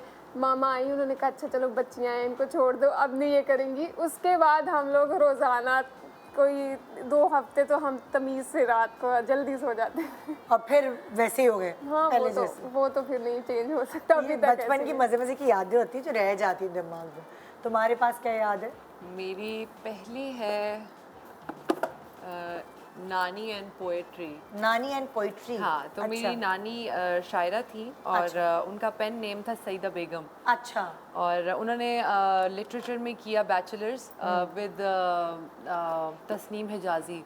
अच्छा। तो नानी के साथ मेरा बचपन ऐसे गुजरा कि लाइक वो 20 इयर्स हमारे साथ रही हैं। अच्छा। मेरे अब्बू की क्योंकि मदर नहीं थी, मतलब बहुत छोटे थे जब वो फौत हो गई मेरी दादी, तो मेरी नानी से उनका बहुत लगाव था। तो वो कहते थे अम्मी आप मेरे पास हैं, और अक्सर लोग कहते भी थे कि ये डॉक्टर साहब आपकी अम्मी है, क्योंकि उनकी शक्लें भी मिलना शुरू हो गई। हाँ, मामा की शक्ल बिल्कुल नानी से नहीं मिलती थी और डैडी बिल्कुल नानी की शक्ल।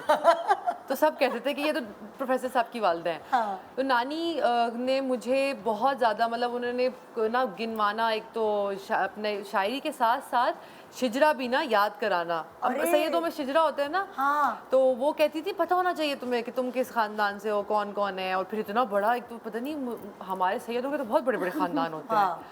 और हर उम्र के, मतलब एक मेरे रिश्ते में भांजे लगते हैं दूर के, वो पता है 50 साल के हैं। अरे हाँ। तो खैर नानी एंड पोइट्री ये था कि मैं छोटी थी तो मुझे ना बहुत शौक था नानी को कडल करके सोने का, और मैं उनके साथ सोती थी। तो I remember the earliest, I think मैं 7 साल की थी, तो नानी ना अक्सर उठती थी, मुझे एक आध शेर सुना दिया। वो उनको होता था कि मैं अपनी मेमोरी भी ना ज़रा फ्रेश रखूँ। फ्रेश। और अक्सर फिर जब बुढ़ापा ज़्यादा आया, मतलब 85 से अबव हुई, तो वो भूलना, डिमेंशिया आता ही है। तो वो मुझे कहती थी कि मुझे बताओ अरीबा वो कौन सा शेर था, कोई पहला मिसरा पढ़ती थी अगला भूल गई, तो मुझे तो रटे हुए थे, मैं तो सीरियसली सुनाती थी बैठ के उनको। वाओ, मतलब उन्होंने तुम्हें लोरी नहीं शेरो शायरी सुनाई और है। मेरा बड़ा ज़ौक था, और मेरी उर्दू भी तलफ़्फ़ुज़ वगैरह जो है ना इसीलिए उसकी वजह से अच्छा हुआ। हाँ। ओह, क्योंकि तुम्हारा कहीं भी लाइक वो पंजाबी एक्सेंट नहीं है। हाँ, हम वैसे भी उर्दू स्पीकिंग। अच्छा, तुम लोग उर्दू स्पीकिंग हो, तो वरना पंजाब से जो भी आते हैं थोड़ा बहुत एक्सेंट होता है, तुम्हारी उर्दू काफी साफ है। हाँ, तो वो नानी और उनकी पोइट्री की वजह से। ग्रेट, जबरदस्त भाई, ये तो तुम्हारे प्रोफेशनल के लिए तुम्हें फायदा पहुंचा गई। हाँ। है ना जी मिनाल? तुम्हारी तो बना हुआ भी कोई कार्टून टाइप चीज़ है, ये क्या है? ये मैं शीशों को देख के रो रही हूँ। शीशे को देख के रो रही हो, क्यों? मेरी ये जब मैं इतनी सी थी तब से ये आदत है, ये मेरी मम्मा ने नोट की सबसे पहले, कि एक दिन मैं ना ऐसे ही बैठी हुई और मम्मा ने ना किसी चीज़ पे मुझे डांटा कि पता नहीं खाना क्यों नहीं खा रही है किसी चीज़ पे ना, तो मैं रोने लग गई। हाँ। अब मैं रोई हूँ, उठी हूँ, सामने देखे शीशा है और शीशे में अपने को सेट कर रही हूँ, पहले ऐसे ठीक कर रही हूँ अपने आप को, फिर रोने लगी हूँ कंटिन्यू। तो मेरी अभी तक आदत है, मैं कहीं देख लूँ कि जो भी मैं कर रही हूँ, मैं कहीं शीशा देख लेती हूँ तो सामने खड़ी हो जाती हूँ, बेशक रो रही हूँ, गुस्से में हूँ। तो ये मेरी बहुत शीशा देखने की आदत है तुम्हारी। और अब तुम्हारे सेट पे जो शीशे होंगे तो वो भी तुम्हें बचना पड़ेगा उनसे। एक्टिंग करते करते शीशा देख रही है। शीशा देख रही हूँ। मम्मा बड़ी तंग। जो हीरो है या सामने जिसको जो क्यों दे रहा है उसको देख नहीं रही है, शीशे को देख रही है। शीशे को देख रही हूँ। मामा स्पेशली बड़ी तंग है मेरी साथ से। हाँ। कहती है बस तुम ऐसा करो, तुम जहाँ भी जाया करो अपने साथ शीशा फिट करा लिया करो। चलिए ये तो फिर है ना, देखते हैं लोग शीशा है। हाँ। रोते रोते कौन देखते हैं? तो ये बस मजे की चीज है। हाँ भाई, प्याज का क्या की याद है? प्याज की याद ये है कि बचपन से मुझे पढ़ाई में कोई दिलचस्पी नहीं है, स्कूल पढ़ाई मेरे से दूर रहे प्लीज़। हाँ। तो ये हुआ कि किसी ने बताया, ऐसे सुना कि प्याज रखने से ना, यहाँ बगलों में प्याज रखने से बुखार हो जाता है। मैंने भी ट्राई किया, होता नहीं है। मुझे भी पता चला उस दिन के बाद कि नहीं होता।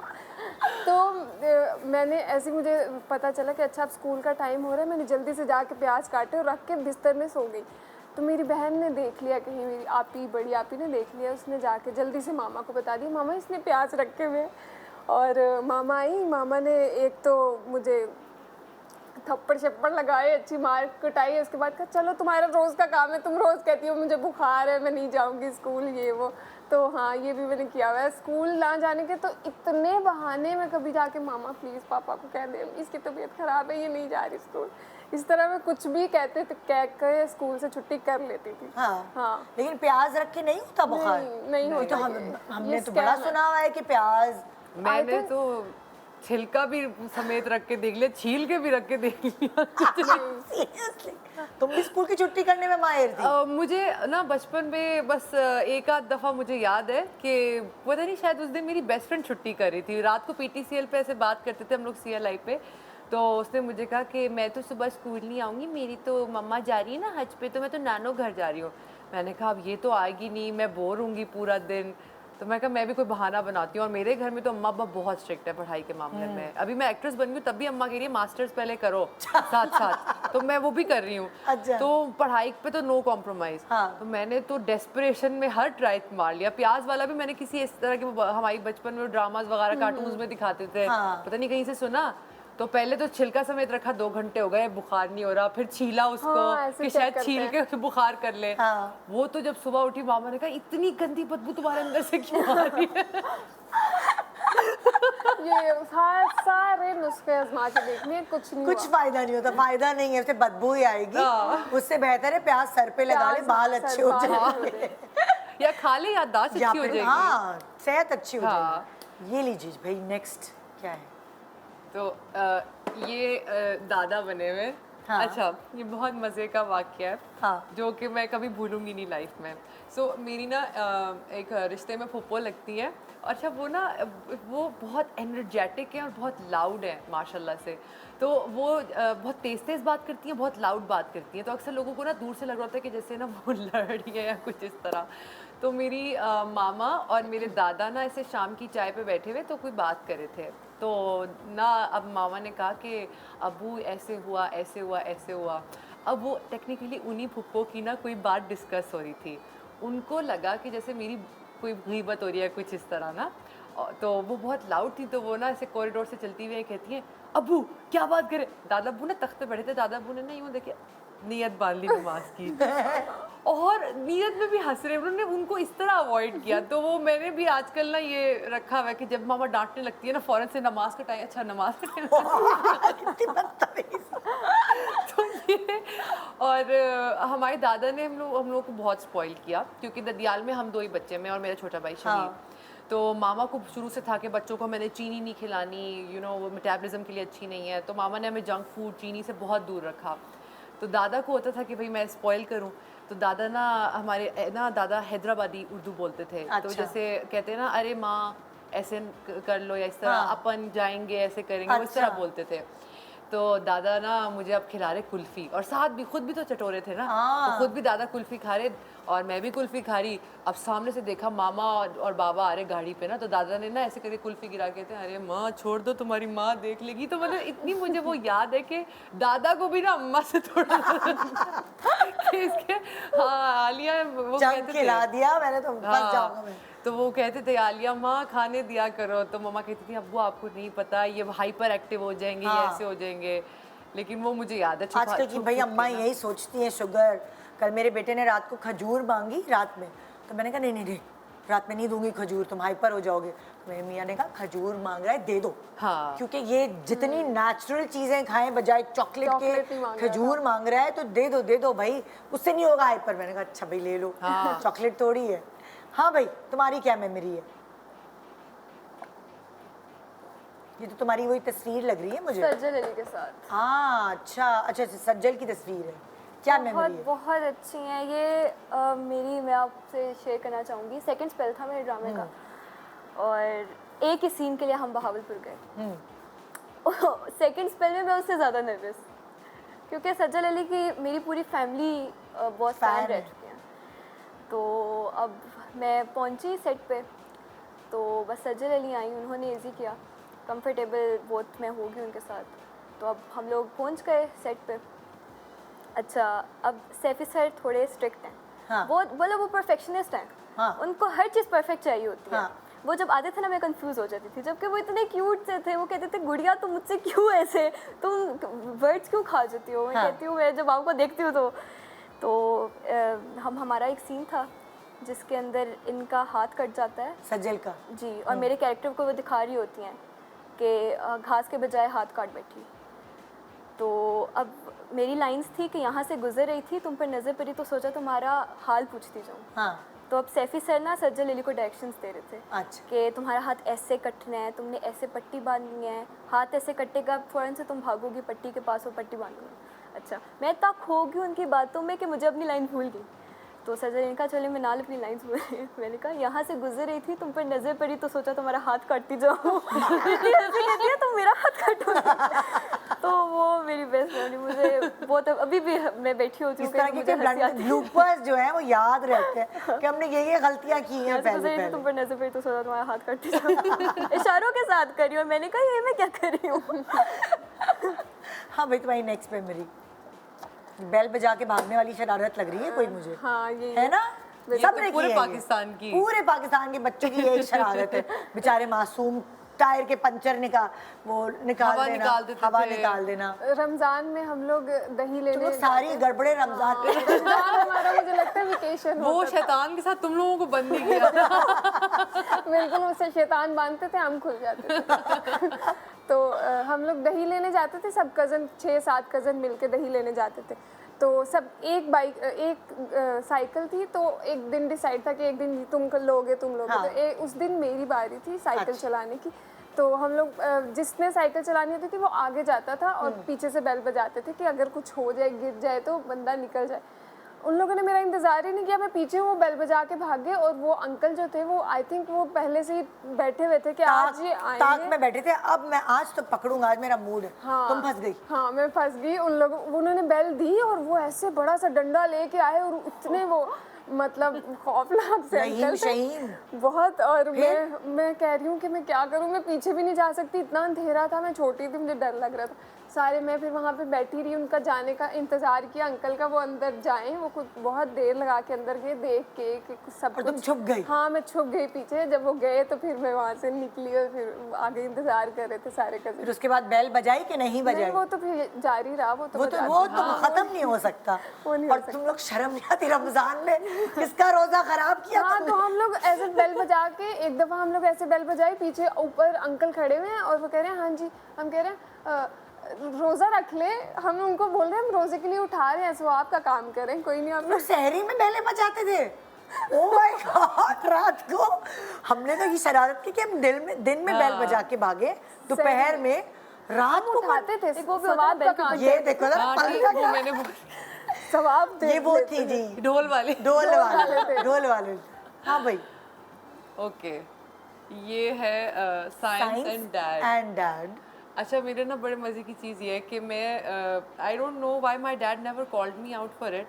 मैं ना एवी बैठ के ना बड़े वसूख से झूठ बोलती थी जब छोटी थी। हाँ। तो बाबा खुद साइंसदान थे, लेकिन उन्होंने कभी मुझे कहा नहीं कि ये तुम साइंटिफिकली गलत बात कर रही हो।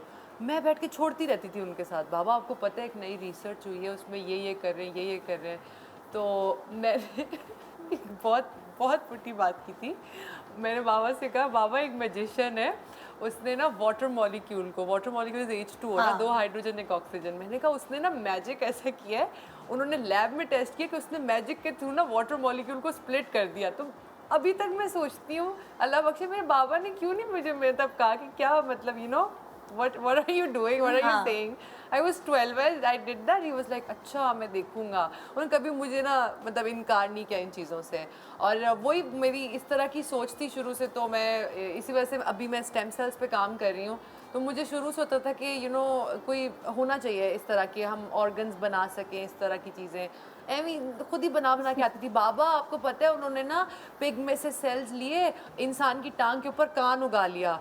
वो कहते थे अच्छा वाओ मेरा बेटा तो बड़ा मतलब यू नो शार्प है, हालांकि हुआ वो कुछ नहीं होता था, खुद ही छोड़ू लाल बनी होती थी घर पे।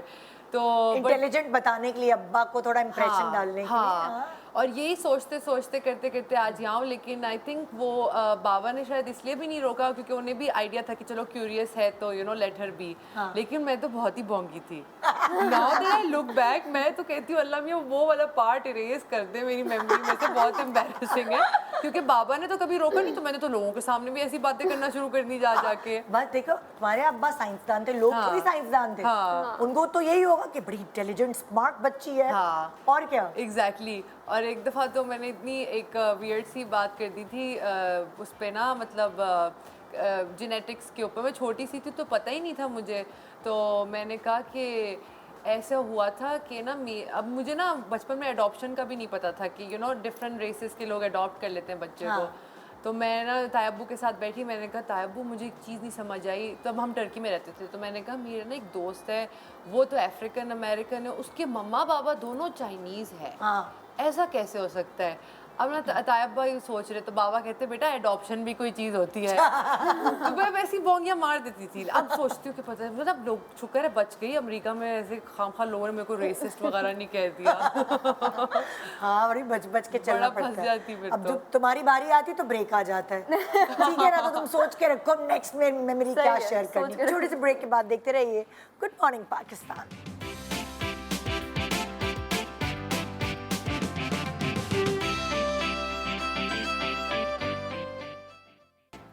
Welcome back, good morning Pakistan. और मैं अभी इन लोगों से, इन तीनों लड़कियों से यही बात करी थी कि तुम लोगों को प्रॉब्लम होती है क्योंकि जब से हम तो आए हैं शो बिज़नेस में, हम तो डाइट, हमारा और डाइट का कुछ ऐसा साथ बन गया है कि कुछ कुछ अरसे बाद फिर अपने आप को देखते कि ओह मुँह मोटा आ रहा है, डाइट शुरू कर दो। तो तुम लोगों को क्या होता है कि नहीं, हाँ कि मैंने यही पूछना था, तुम्हारा रह गया था, सॉरी। चलो तुमसे ही शुरू करती हूँ।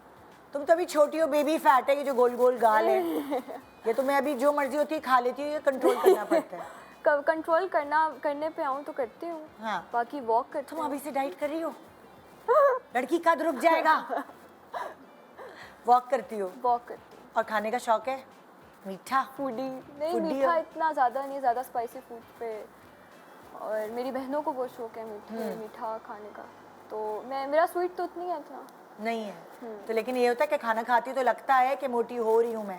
नहीं, इतना नहीं। कभी लगे अगर तो ज़रूर करूँगी डाइट। हाँ, अभी नहीं जैसे की सोच रही हूँ। और तुम्हें नहीं पड़ती होगी जरूरत? तुम बिल्कुल भी नहीं। मैं तो जितना भी खा लूँ, मुझे ये दुख होता है कि मुझे लगता क्यों नहीं है। मुझे थोड़ा लग जाए मेरे भी जिसके गले। पास जो होता है वो उससे खुश नहीं हाँ होता। वैसे ही है। मेरा दिल करता है ये थोड़ा सा मेरा मुंह थोड़ा भर जाए। चबी, हाँ कुछ हो जाए, लेकिन नहीं होता। मैं खाती बहुत, मुझे लगता है मैं बहुत खाती हूँ, लेकिन कहते हैं आसपास वाले कि तुम नहीं खाती हो। हाँ। लेकिन मुझे नहीं लगता। मुझे लगता है फैमिली में मेरी आप ही भी ऐसी है। अच्छा, tendency हाँ, नहीं मामा है। भी सब। और तुम्हारा कैसे सिनेरियो है? मैं तो बहुत मोटी होती थी। हाँ, अमेरिका जाके तो मैं बहुत ज्यादा मोटी हो गई थी। जंक खा खा के ना। And I gain like 50 pounds there. तो मेरा हाईएस्ट जो वेट था वो 113 kgs था। सीरियसली? ओह माय और गॉड। ये लोग यकीन नहीं करते, लेकिन अब ये है कि मेंटेन रखना बहुत मेहनत है कम करने से, तो इट टेक्स एवरी डे। और मुझे मीठा बहुत ज़्यादा पसंद है। फिर तुमने अपने आप को कम कैसे किया? सो मैंने सबसे ज़्यादा वेट लिफ्टिंग स्टार्ट की। ओह एक्सरसाइज। हाँ, क्योंकि मैंने ना बहुत ज़्यादा, मतलब आप जब ओवरवेट होते हैं तो आप बहुत डेस्परेट होते हैं। मैंने हर तरह की डाइट, हर टोटका, ज़ीरा खा लो, और मतलब अभी अल्लाह बख्शे नाहिद आपा अक्सर कुछ ना कुछ बताती होती थी, कहवा बना लो, ये कर लो, वो कर लो, तो वो भी बहुत किए, कोई फ़र्क ही नहीं पड़ता था। एंड जब आप मोटे होते हैं तो साथ साथ अलग अलग चीज़ें भी लग रही होती हैं, जैसे PCOS है या बाल मुंह पे ज़्यादा आ रहे हैं, प्री डायबिटिक हो जाता है बंदा। हर चीज़ ट्राई कर ली और फिर कार्डियो भी किया, सब कुछ। तो मुझे जिम में एक ट्रेनर थे, वो मुझे ट्रेन नहीं करते थे, लेकिन वो लड़कों को ट्रेन कर रहे थे एक टूर्नामेंट के लिए। तो उन्होंने मुझे कहा कि मैं तुम्हें देख रहा हूँ 3 महीने से तुम कार्डियो करती हो, तुम इतनी मतलब ओवरवेट हो, तुम्हारे दिल के ऊपर बहुत ज़्यादा दबाव है इस चीज़ का, तो अपनी बॉडी को इस तरह स्ट्रेस आउट ना करो, लिफ्ट वेट्स, क्योंकि जब बॉडी ग्रेविटी को बीट करती है ना तो ज़्यादा कैलोरीज बर्न होती हैं। वो मैंने ना पल्लू से बांध ली बात। और I think and weight lifting बहुत एडिक्टिव भी है। अच्छा। आपका थ्रेशोल्ड बढ़ता रहता है। अगर आपने फॉर एग्जांपल 20 kg का बेंच प्रेस किया ना, तो आपका फिर ऐसा ऐसा दिल करेगा अच्छा मैं 25 kg पे जाऊँ, 30 पे जाऊँ, बिकॉज मसल की जो वो है ना कैपेसिटी, वो बढ़ती रहती है लिफ्ट करने की, और उससे बहुत जल्दी वेट गिरता है। अच्छा। हाँ, और साथ साथ मतलब स्किन भी नहीं लटकती ना, क्योंकि टोन होती रहती है, टोन होती रहती है, मसल बॉडी स्ट्रांग शेप में रहती है। बॉडी शेप में रहती है। तो तो फिर अब कितना अर्सा हो गया कि तुम लाइक अपने आप को मेंटेन किया हुआ है तुमने? अभी ये 4था साल है। हाँ। सो फिर डरती हो कि कभी मैं वैसी ना हो जाऊं बहुत दोबारा? ज़्यादा। हाँ। सबसे ज़्यादा मैं डरती हूँ कि जब मेरी शादी हो जाएगी, बच्चे होंगे, फिर मेरा फिगर कैसा होगा। हाँ ये अल्लाह। और मैं ये सोचती हूँ कि पता नहीं मेरा मियाँ को मसला तो नहीं होगा कि मैं मोटी हो जाऊँ। तो मैं कहती हूँ कि अगर उसको मसला होगा तो फिर वो अच्छा शौहर नहीं होगा, तो उसको मसला नहीं होना चाहिए मेरे से।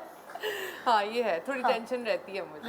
हर दूसरे दिन बॉडी डिस्मोर्फिया हो रहा था, मम्मा मेरा पेट निकल रहा है, मम्मा मेरा ये हो रहा है। मम्मा कहती है कि कॉलर बोन्स देखो इतनी ज़्यादा है, इससे ज़्यादा कम मत हो जाना। हाँ। तो तुम्हें पता ये चल गया है कि मैंने किस तरह अपने वेट हाँ, को मेरी दोबारा बॉडी से की ये रिक्वायरमेंट है। हाँ कि ये चाहिए। अच्छा, मेकअप ब्लंडर्स होते हैं जब आप नए नए शोबिज में आते हैं, आप नॉर्मली जैसा भी मेकअप करते हो, स्क्रीन का एक अलग डिमांड होती है मेकअप की, तो तुम लोगों के साथ मेकअप ब्लंडर्स हुए? तुम्हारे साथ हुए? मेकअप ब्लंडर्स तो नहीं हुए, लेकिन मुझे अपने मेकअप आर्टिस्ट से बहुत मसले हुए हैं कि वो मतलब अजीब मेरे मुंह को कुछ और ही बना देता था, तो मैं ज़्यादा मेकअप कर देता था?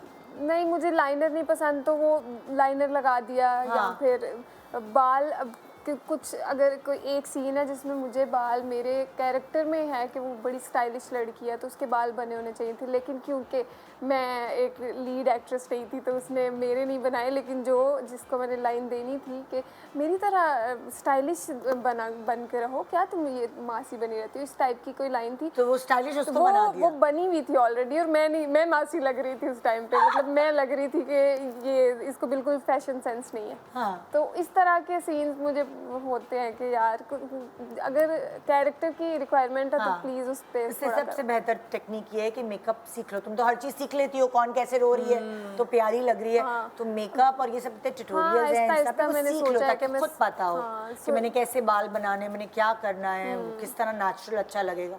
आजकल तो सब नेचुरल मेकअप कर रहे होते हैं ज़्यादा, हाँ, स्किन पे ज़्यादा फोकस होता नहीं है मेकअप, इतना टीवी में करते नहीं है, लेकिन हाँ अब मैंने जैसे जैसे ये वाला प्रोजेक्ट किया इसमें बहुत थोड़ी सी चीज़ें सीखी हैं, अगले में ये नहीं करूँगी, इससे आगे तो आहिस्ता आहिस्ता सीख रही हूँ। और तुम बताओ, तुम तो छोटी सी हो, छोटे के ऊपर मेकअप करो ज़्यादा तो वो थोड़ा बड़ा लगने लगता है।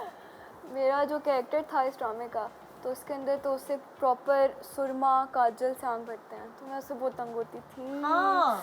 मुझे तो एक अजीब लग रहा होता था जो वो मेकअप आर्टिस्ट खुद करते थे, मैं कहती थी मुझे दे दे प्लीज़, मैं मम्मा से करवा लूँगी, फिर मम्मा बुलाती थी इधर आओ मैं तुम्हें करके देती हूँ, फिर मम्मा से भी नहीं होता था, मैंने कहा मम्मा मैं खुद ही सीख लूँगी, मुझे खुद आप बताएं। और वो ऐसे चुटिया थी उस रोल में, वो मैं खोल देती थी, मेरे बाल मैं ख़राब कर देती थी, क्योंकि वो मेरा फर्स्ट था तो मुझे पता नहीं था, तो मैं बहुत क्लमज़ी थी। बेस में नहीं लगी हुई, मुझे नजर नहीं आ रही इतनी, बहुत हल्की फुल्की जो। पर काजल का मसला था ना, बस काजल का मसला, क्योंकि काजल उसकी रिक्वायरमेंट थी, गाउन की दिखाना था, तो जाहिर है टैन किया हुआ था। हाँ, थोड़ा टैन हाँ, मेकअप face भी काफी किया dark था। ओह यस, मैं वही देख रही थी अभी तुम्हारे कैरेक्टर में कि टैन किया था, थोड़ा सा हल्का सा टैन करते हैं जब जब आपका रंग थोड़ा साफ होता है तो फिर वो स्क्रीन के लिए अच्छा स्किन के लिए तो गांव वाले टैन हुए भी होते हैं बेसिकली। क्योंकि वो धूप में निकलते हैं, हाँ। वो नहीं सनस्क्रीन या इस चीज़ का कोई जाहिर ख्याल है नहीं, तो फिर वो उनकी होता है। उनका एक अलग स्किन का टेक्सचर होता है, अगर नेचुरली देखा जाए तो आपको फिर उससे करीब दिखाना पड़ता है। तो मैं मेकअप आर्टिस्ट को बहुत तंग करती थी और मैं मम्मा को बोलती थी मम्मा ये कैसे होगा। फिर मैं घर आती थी और मम्मा की आदत है, मम्मा अपनी आंखें भरती हैं सुरमे से।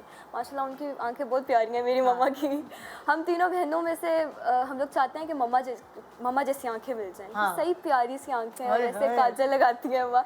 तो फिर मैं घर आई पहले स्पेल के बाद और मैं आंखों में लगा रही भरी, ये कैसे लगता है, फिर गंदा कर दूँ। फिर मैंने बहुत सीखा था अच्छा। कि मैं ये खुद लगा लूँ सेट हाँ, पर, खुद सीख लिया खुद तुम। सीख लूँ। तुम बताओ तुम्हारा मेकअप का क्या ब्लंडर्स हुए या क्या? मेरा इस तरह का नहीं हुआ। एक प्रोजेक्ट में ना मुझे दिखाया था कि मेरे ऊपर ना तेजाब गिरता है, तो वो प्रोस्थेटिक स्किन लगानी थी और मुझे उस वक्त आइडिया नहीं था कि एसएफएक्स मेकअप में क्या चीज़ यूज़ करते हैं स्किन लगाने के लिए। तो उन्होंने कोई लेटेक्स की ग्लू टाइप की थी वो उससे बाकायदा स्किन की ना ऐसे जैसे burn skin हाँ, दिखाई। बर्न्स बनाए, कीलॉइड्स प्रॉपर ना इधर से लेके यहाँ तक, और दिखाते हैं वो शादी की रात होती है उस पर तेज़ाब फेंक देता है उसका कज़न। तो मुझे अब मैंने करवा तो लिया मेकअप, वो ना स्लोली ना वो सख्त होता गया। अब ना मुझसे डायलॉग दिया जा रहा है, ना मुझसे मतलब मेरी नाक पे भी वो था, मुझे सांस भी नहीं आ रहा और मुंह भी मेरा बस हल्का सा खुलता था कि मैं सांस ले लूँ। तो मैंने उनसे कहा कि प्लीज़ वो कुछ करें ना, तो उन्होंने यहाँ से जब खींचा ना उसको कि वो थोड़ा सा कैंची से काटे होंठ को खोलने के लिए, वो मेरा ही होंठ कट गया। सीरियसली? हाँ, और वो इतना और उसमें मुझे एक्ट करना पड़ा। तो यहाँ पे बाकायदा मतलब मैं अक्सर लोगों को ना जूम करके दिखाती हूँ कि ये जो है ना ये एसएफएक्स का ब्लड नहीं, ये अपना ब्लड है, क्योंकि हम उसको साफ भी नहीं कर पा रहे थे। वो हम क्यूटिप से बार बार कर रहे थे लेकिन होंठ फटा था तो वो, और मैंने उसी में डायलॉग्स देने थे, सारा कुछ था। तो इसमें मुझे समी खान ने बहुत हेल्प की, वो मेरे साथ उसमें थे और वो पुलिस ऑफिसर बने थे जो इन्वेस्टिगेट करते हैं मेरा केस। तो ही वॉज़ रियली हेल्पफुल, मतलब उन्होंने मतलब वो स्पेशली गए स्ट्रॉ वगैरह लाए मेरे लिए, क्योंकि मैं कुछ भी नहीं खा पी रही थी, मुझे दवाई निगलनी थी और मुझसे हो नहीं रहा था। तो लेकिन उसमें मैंने मज़ा भी बहुत किया खैर। लेकिन और अब ये होंठ तो मेरा उससे कटा कैंची लगने से, घर जाके अब मुझे किसी ने बताया नहीं मेकअप आर्टिस्ट ने। अब मुझे कहा, अक्सर लोग बताते हैं कि भाई मेकअप आर्टिस्ट की जॉब है कि वो एसएफएक्स को खुद ही रिमूव करता है सॉल्वेंट से। उसने नहीं किया, उसने कहा घर जाएंगी तो इसको ऐसे करके पील ऑफ करके उतार लेगा। जो मैंने किया तो वो जो एपिडर्मिस होती है ना बिल्कुल ऊपर की जो टॉप लेयर होती है स्किन की, वो छिलना स्टार्ट हो गई, उससे रैश हो गया। Oh my God. और अगले 5 दिन और थे उसी मेकअप में शूट करने के, तो आप सोचो रैश और कटे हुए होंठ पे बार बार वो चीज़ लगती थी। तो उसके बाद तो मेरा इतना बुरा हाल हो गया था कि मैं लाइक रोती थी 1-1.5 महीना, जब तक वो स्कार रहा ना। तो मुझे बहुत ज़्यादा खुद को देख के होता था कि ये मतलब मुंह पे ऐसे करके। हाँ, लेकिन अभी मैं जब पागल खाना में समी से मिली तो समी ने मुझे कहा वो शुक्र है अब कुछ ये होंठ वोट नहीं कटा हुआ, 1 पीस में आई हो। हाँ, लेकिन तुम्हें थोड़ा सा खुद आइडिया है कि मैं किस तरह का मेकअप करूं तो मैं किस तरह लगती हूँ, तो वो थोड़ा हाँ, मेकअप मैंने मामा से सीखा है। अच्छा। हाँ, जैसे मैं मिनाल की मामा है ना, बाकी में अगर आंटी कभी मिनाल के साथ आई ना तो लोगों को पता लगेगा मिनाल क्या बात करी। बाकी मैंने भी उनको कहा आंटी आपकी आंखें बहुत प्यारी हैं। बहुत प्यारी है। बहुत माशाल्लाह। और मेरी अपनी मदर की भी उनकी मोटी है और हुडेड आईज हैं, आईलिड हैवी है और आंख मोटी है, मोमना की तरह, मोमना इकबाल की तरह। तो मामा का भी यही है कि मामा ने मुझे बचपन से मेकअप सिखाया, स्किन प्रेप करना, प्राइमर, मॉइस्चराइजर, सीरम, सब कुछ मम्मा ने सिखाया। तो मैंने मामा से सीखा और मैं खुद कर लेती हूँ। आप खुद कर लेती हो। अच्छा, जैसे होता है ना सबकी ख्वाहिश होती है, अब तुमने जैसे सज्जल के साथ काम कर लिया, तो मैं अपना पहला ही प्रोजेक्ट में सुपरस्टार के साथ काम करने का मौका मिल गया, तो फिर भी ख्वाहिश और क्या है कि मैंने किसके साथ काम करना है?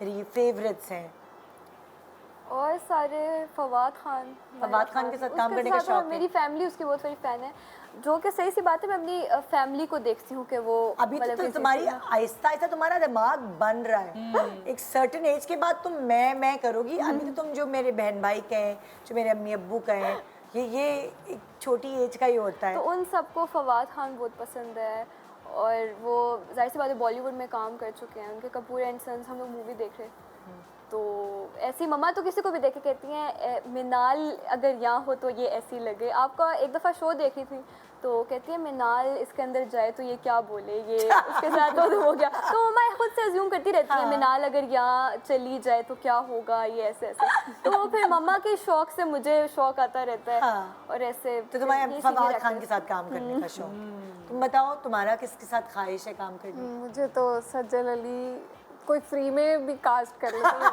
मुझे सज्जल अली के साथ काम भाई करना फ्री में अगर कोई एक्ट्रेस चाहिए आपको जिनको एक्टिंग आती है तो वो सज्जल अली, जिस प्रोजेक्ट में आप इनको ले सकते हैं कास्ट कर सकते हैं। हाँ। और सबा कमर, ये दोनों तो मेरी टॉप लिस्ट पे हैं कि मुझे सबा कमर काम करना है। ओए होए तुम बताओ तुम्हें किसके साथ, तुमने ओबी के साथ काम किया है, तुमने समी के साथ काम किया है, और किस किस के साथ शौक है काम करने का?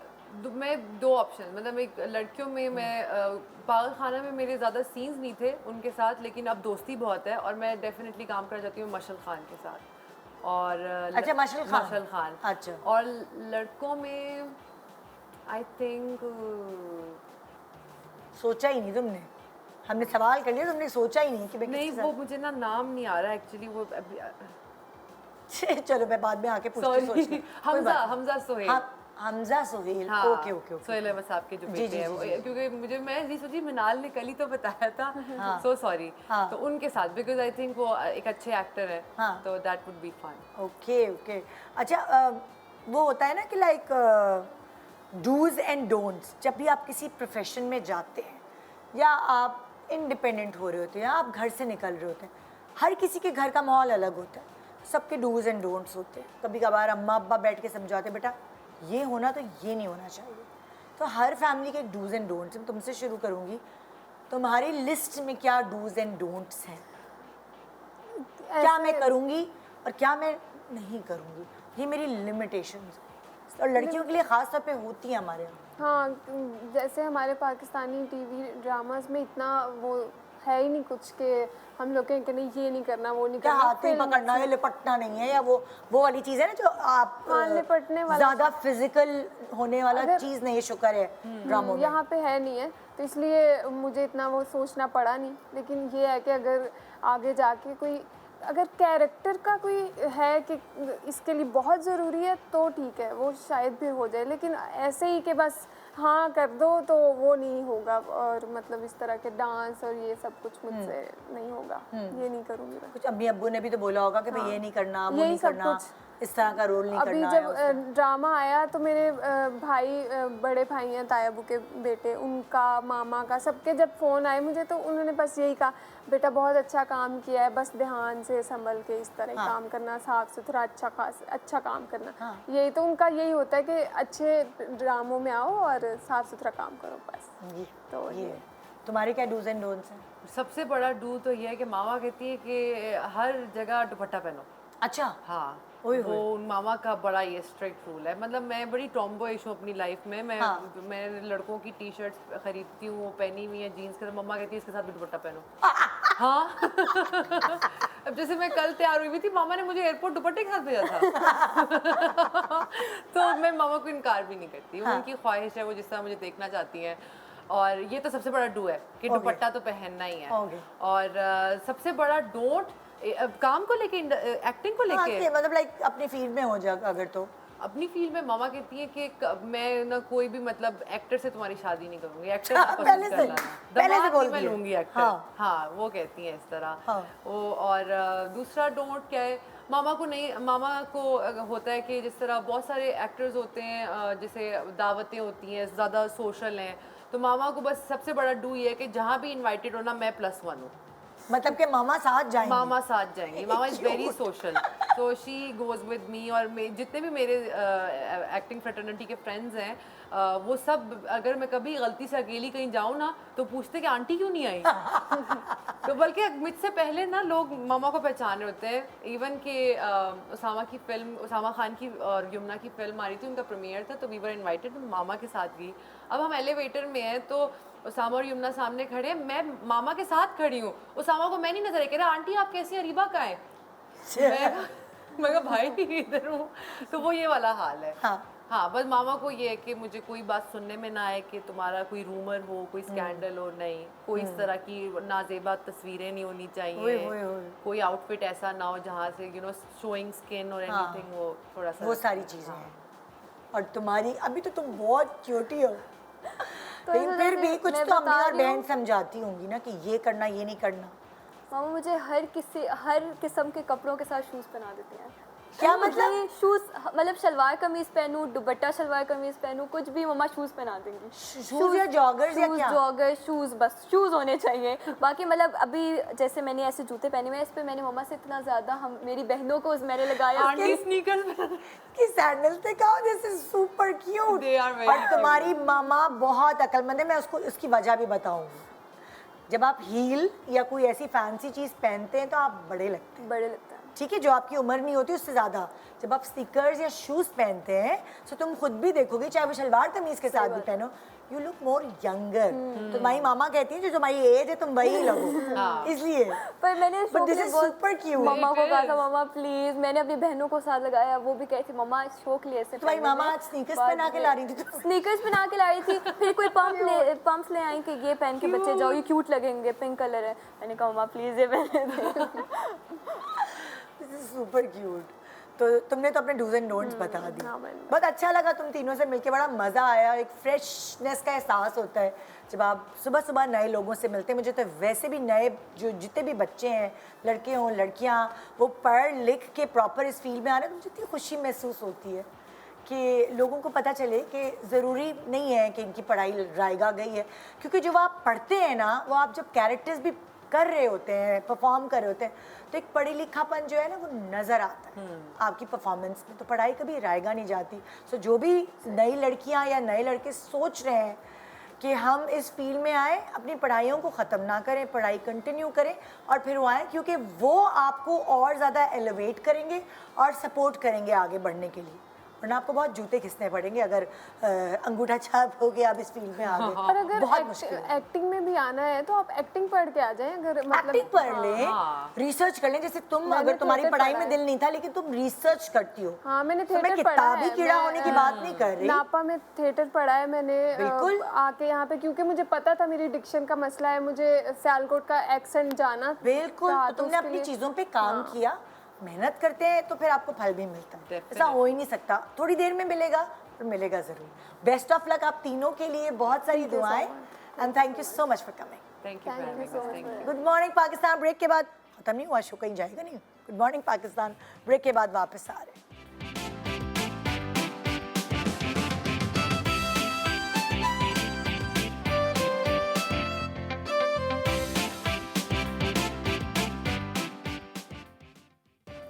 Welcome back. Good morning Pakistan. हमारी गेस्ट लिस्ट चेंज हुई है तो मैं आपको इंट्रोड्यूस करा दूं। नुसरत हबीब साहब हैं जो कि CEO हैं बुखारी डेयरी एंड कंपोस्ट से।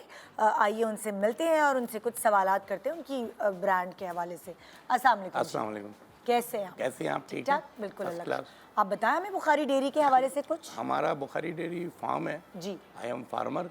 अच्छा हमारे पास 18 से 2000 काउ एंड बैफेलो है। अच्छा अच्छा अच्छा। इसकी मिल्क हमने मार्केट में आउटलेट पे सेल करते हैं हाँ और इसको सेल करने के बाद जो इसके लोग लेके जाते हैं बड़ी तारीफ़ें करते हैं कि आपकी प्योर मिल्क है। अच्छा हाँ, और इसके बाद हमने वो बायोगैस का प्लांट लगाया हुआ है। अच्छा, तो उसके बारे में बताएं। बायोगैस का जो बायोगैस प्लांट है। का हमने 9 प्लांट लगाया है। अच्छा। और इससे हमने अपने फार्मर की पूरी जनरेटर, बिजली, कंप्यूटराइज, तमाम चुहाई मशीन तमाम चलाते हैं अच्छा, उससे जी, बायोगैस के इससे। अरे और इससे हमने कोई केसी का किसी का कोई हमने कनेक्शन नहीं रखा हुआ है। अच्छा हमारी जो सुबह इसमें बायोगैस के अंदर जो मैन्योर और पानी डलता है उससे हम गैस बनाते हैं। अच्छा और बायोगैस के बनाने के बाद तमाम चीज़ें इस्तेमाल करने के बाद जो काऊ के बेफेलो के जो वेस्ट होते हैं हाँ। उससे हमने कंपोस्ट फर्टिलाइज़र बना रहे हैं ओहो अच्छा जो कि हमने पूरे पाकिस्तान में सेल कर रहे हैं। 25 kg का बैग है। अच्छा जो भी मुझसे लेता है अपने ज़मीन में केला लगाना, सब्ज़ी लगाना, चावल लगाना, हाँ। तमाम कपास लगाना, गंदम लगाना, जो भी चीज़ फल फ्रूट लगाना, माशाल्लाह बहुत अच्छी हमारी डिमांड है और पूरे पाकिस्तान के अंदर अच्छी सेल हो रही है। आगे का आपका और क्या प्लान है? माशाल्लाह आप तो आगे की तरफ ही आगे जा का रहे हैं। हमारा प्लान ये है कि मैं इंशाल्लाह ओमान जा रहा हूँ अच्छा। और कतर जा रहा हूँ। इस प्रोडक्ट को अब मैं एक्सपोर्ट की तरफ ले जा रहा हूँ, क्योंकि पाकिस्तान में तो पूरा हो गया। हाँ। अब इसे मैं एक्सपोर्ट की तरफ लेके जा रहा हूँ हाँ। कि ताकि बाहर मुल्क में हमारी प्रोडक्ट जाए। और वहाँ ज़मीनों में जैसे आपने सुना होगा कतर में, ओमान में, वहाँ खजूर होते हैं, जी वहाँ रेगिस्तान है, वहाँ तो होते नहीं है। तो इस कंपोस्ट की वहाँ पर बड़ी डिमांड है। बिल्कुल। हमने कोई 25-30 बंदों को ईमेल करके क्यूरी ली है, तो सबने कहा कि आप आएँ और विज़िट करें और हमें कंटेनर दें। ज़बरदस्त ज़बरदस्त। माशाल्लाह। अच्छा, मैं आपकी मुलाकात करवाने वाली हूँ गुलाम अली सेठर साहब से, जो कि चेयरमैन हैं हसफा वेलफेयर एसोसिएशन से। अस्सलाम वालेकुम, कैसे हैं आप? ठीक ठाक है। अच्छा, क्योंकि मैंने जो सुना है कि आपका जो मिशन है आपकी एसोसिएशन की, हसफा की, कि कोई बच्चा भूखा ना रहे, हर एक को तालीम मिले और बच्चियों की शादियाँ हो जाए, यही है आपका मिशन? सही सही। तो आप बताइए हसफा वेलफेयर एसोसिएशन के बारे में कि कैसे शुरू हुई और आपकी क्या सोच है? असल में मैं छोटा था तो स्कूल जाता था। जी जी। तो मेरी अम्मी मेरे को थोड़े से पैसे देती थी। जी जी। तो वो मैं उस पैसों को खर्च नहीं करता था। अच्छा। तो छोटे बचपन से ये आदत थी। तो उन पैसों में मैं किसी को कापी लेके देता था, किसी को मतलब हेल्प करने की आदत आपकी बचपन से हाँ, थी? बचपन से थी। छोटा सा ही था और गुर्बत का दौर था, थोड़े से पैसे मिलते थे, लेकिन बच्चे छोले वगैरह खाते थे, ये खाते थे, मैं वो नहीं खाता था। लेकिन अच्छा। वो इकट्ठे करता था थोड़े थोड़े पैसे, किसी को उधार देता था या किसी को पेंसिल लेके दी, कापी लेके दी, ये मेरा बचपन से था। हाँ। लेकिन मेरी वालदा जो है वो फोत हो गई। मैंने ये जो वेलफेयर बनाई है, मैंने अपनी अम्मी के नाम से बनाई है। अच्छा। मेरी अम्मी का नाम है हुर्मत सेठार, यानी इसका शार्ट फार्म है हुर्मत सेठार वेलफेयर एसोसिएशन हसवा। अच्छा। तो वो मेरी अम्मी फोत हो गई तो मैं गांव में चला गया। तो वो गांव से जो शादी थी तो उसमें जो है काफ़ी औरतें आई मेरे पास। कोई गरीब मस्किन ने बोला आप तो हमारे को भूल गए हो, आपकी अम्मी आती थी तो वो हमारे से तावन करती थी, मदद करती थी। हाँ। तो आप तो हमारे को आपने देखा ही नहीं है। हाँ। फिर मेरे दिल में जुस्तजू हुई कि यार मेरी अम्मी जो ऐसे काम करती थी तो मैं भी इस काम को इस तरह से करूं ताकि लोगों को फ़ायदा हो। बिल्कुल। फिर अल्हम्दुलिल्लाह ये मेरे दिल में था कि मैं अपनी वालदा के नाम से इसको रजिस्टर करवाऊंगा और इसको जो है ना लोगों का काम आऊँगा और लोगों की जो है भलाई करूँगा, खिदमत करूँगा। तो अल्हम्दुलिल्लाह हमारे इदारे को रजिस्टर किए हुए तकरीबन जो है वो 3.5 साल हो गए। अच्छा। वैसे मैं 1985 से ये काम करता था, किसी को उधार देता था। अच्छा। अपनी तंगी को रोक के भी कि किसी का काम आ जाए और कोई जो है वो मेरे से खाली नहीं जाए। अच्छा। तो मैं बहुत लोगों की इस तरह अपनी तरफ से कि ये मेरे को सवाब मिलेगा उधार देना। अभी तक मेरा ये चालू है कि मैं किसी को उधार देता हूँ ताकि वापस लौटाते हैं, इसके काम आ जाए। हाँ। तो फिर मैंने ये रजिस्टर कराया है इदारा। तो अल्हम्दुलिल्लाह अभी हमारे पास जो है वो काफ़ी है। हमने वर्ल्ड में भी काम किया। ये फ्लड जो आया था इसके अंदर हम बलूचिस्तान तक गए, वहाँ तक यहाँ सामान लेके गए, खेमे, राशन, और हमने कैंपें लगाई मुख्तलिफ जगह पे। बल्कि ऐसी जगह पे अल्लाह जानता है कि जहाँ पे ये इतना सैलाब था तो लोग बीमार थे, हमारे पास कॉल आई कि आप जो है हमारे पास पहुँचो, हमारे को दवाई दो। लोग बीमार थे, मेरे वीडियो हैं अपने हसवा पेज पे। तो और हम लोग लैंग्वेज का भी बैरियर नहीं होता होगा ना, आप जबान बोल सकते हैं। जी जी सिंधी में कम्युनिकेट हाँ, करते सही, होंगे सही। ना, तो आराम से पता चल जाता होगा हाँ, किसके घर में क्या प्रॉब्लम है, हाँ, जी, वरना जी। कम्युनिकेशन की भी प्रॉब्लम जी होती जी। है। तो वहाँ पे हमने ये जिसमें खोया नहीं बनाते हैं, तगारियाँ होती हैं, जी, जी। इनके अंदर हमने डॉक्टर को, मेडिसन को भेजा। वहाँ पे लोगों के हमने इलाज किया, हेल्प की। यकीन करो ऐसे रोना आता था उन लोगों को, कोई उनकी तरफ तो कोई जाता नहीं था। तो बहुत काम किया अल्हम्दुलिल्लाह हसवा ने, और हसवा का अल्हम्दुलिल्लाह और काफ़ी थर में भी मैंने सुना है बहुत काम घर कर रहे में हैं। तो अल्हम्दुलिल्लाह हमारा काम चल रहा है। और हमने 87वां ये जो है प्रोजेक्ट हमारा पानी का चल रहा है। तो अल्हम्दुलिल्लाह अभी भी हमारे इंडिया के बॉर्डर के ऊपर जो है वो काम शुरू है अल्हम्दुलिल्लाह। वो तकरीबन वो काफ़ी पानी नीचे, और थर के लोगों को पानी की बहुत ज़रूरत है। वो जब आप जाओगे आपसे वो कोई डिमांड नहीं करेंगे, सिर्फ ये बोलेंगे हमें पानी दो, हमें पानी दो। जिसकी भी ये ख्वाहिश हुई, अभी हमने उसमें थर के अंदर जो है कॉलेज के अंदर एक बोर लगाया। तो वहाँ पे जो है ना हमारे को दरख्वास्तें दी बच्चियों ने तो वो भी ये जो हमने दरख्वास्त देखी उसमें लिखा हुआ है हमारे को पानी दो, हमारे को पानी दो। तो बहुत पानी के लिए वो जो है ना प्यासे अच्छा, अल्हम्दुलिल्लाह। मुस्तहिक फैमिलीज जो आपको भी देख रही हो, आप तक कैसे पहुंच सकती हैं? वो हमारे को या तो हमारे जो मुख्तलिफ़ जगह पे हमारे जो वर्कर हैं, जो हमारे साथ फ़ी सबील्लाह जो खिदमत कर रहे हैं हमारे साथ जो लगे हुए हैं, उन तक वो पहुंचते हैं, फिर वो हमारे को बात करते हैं। और वैसे हमने आपके नंबर्स भी चलाए हुए ना जी, ऑन जी, स्क्रीन, तो जी। जो भी चाहे तो फिर आप तक इस तरह पहुंच जाए। सही सही।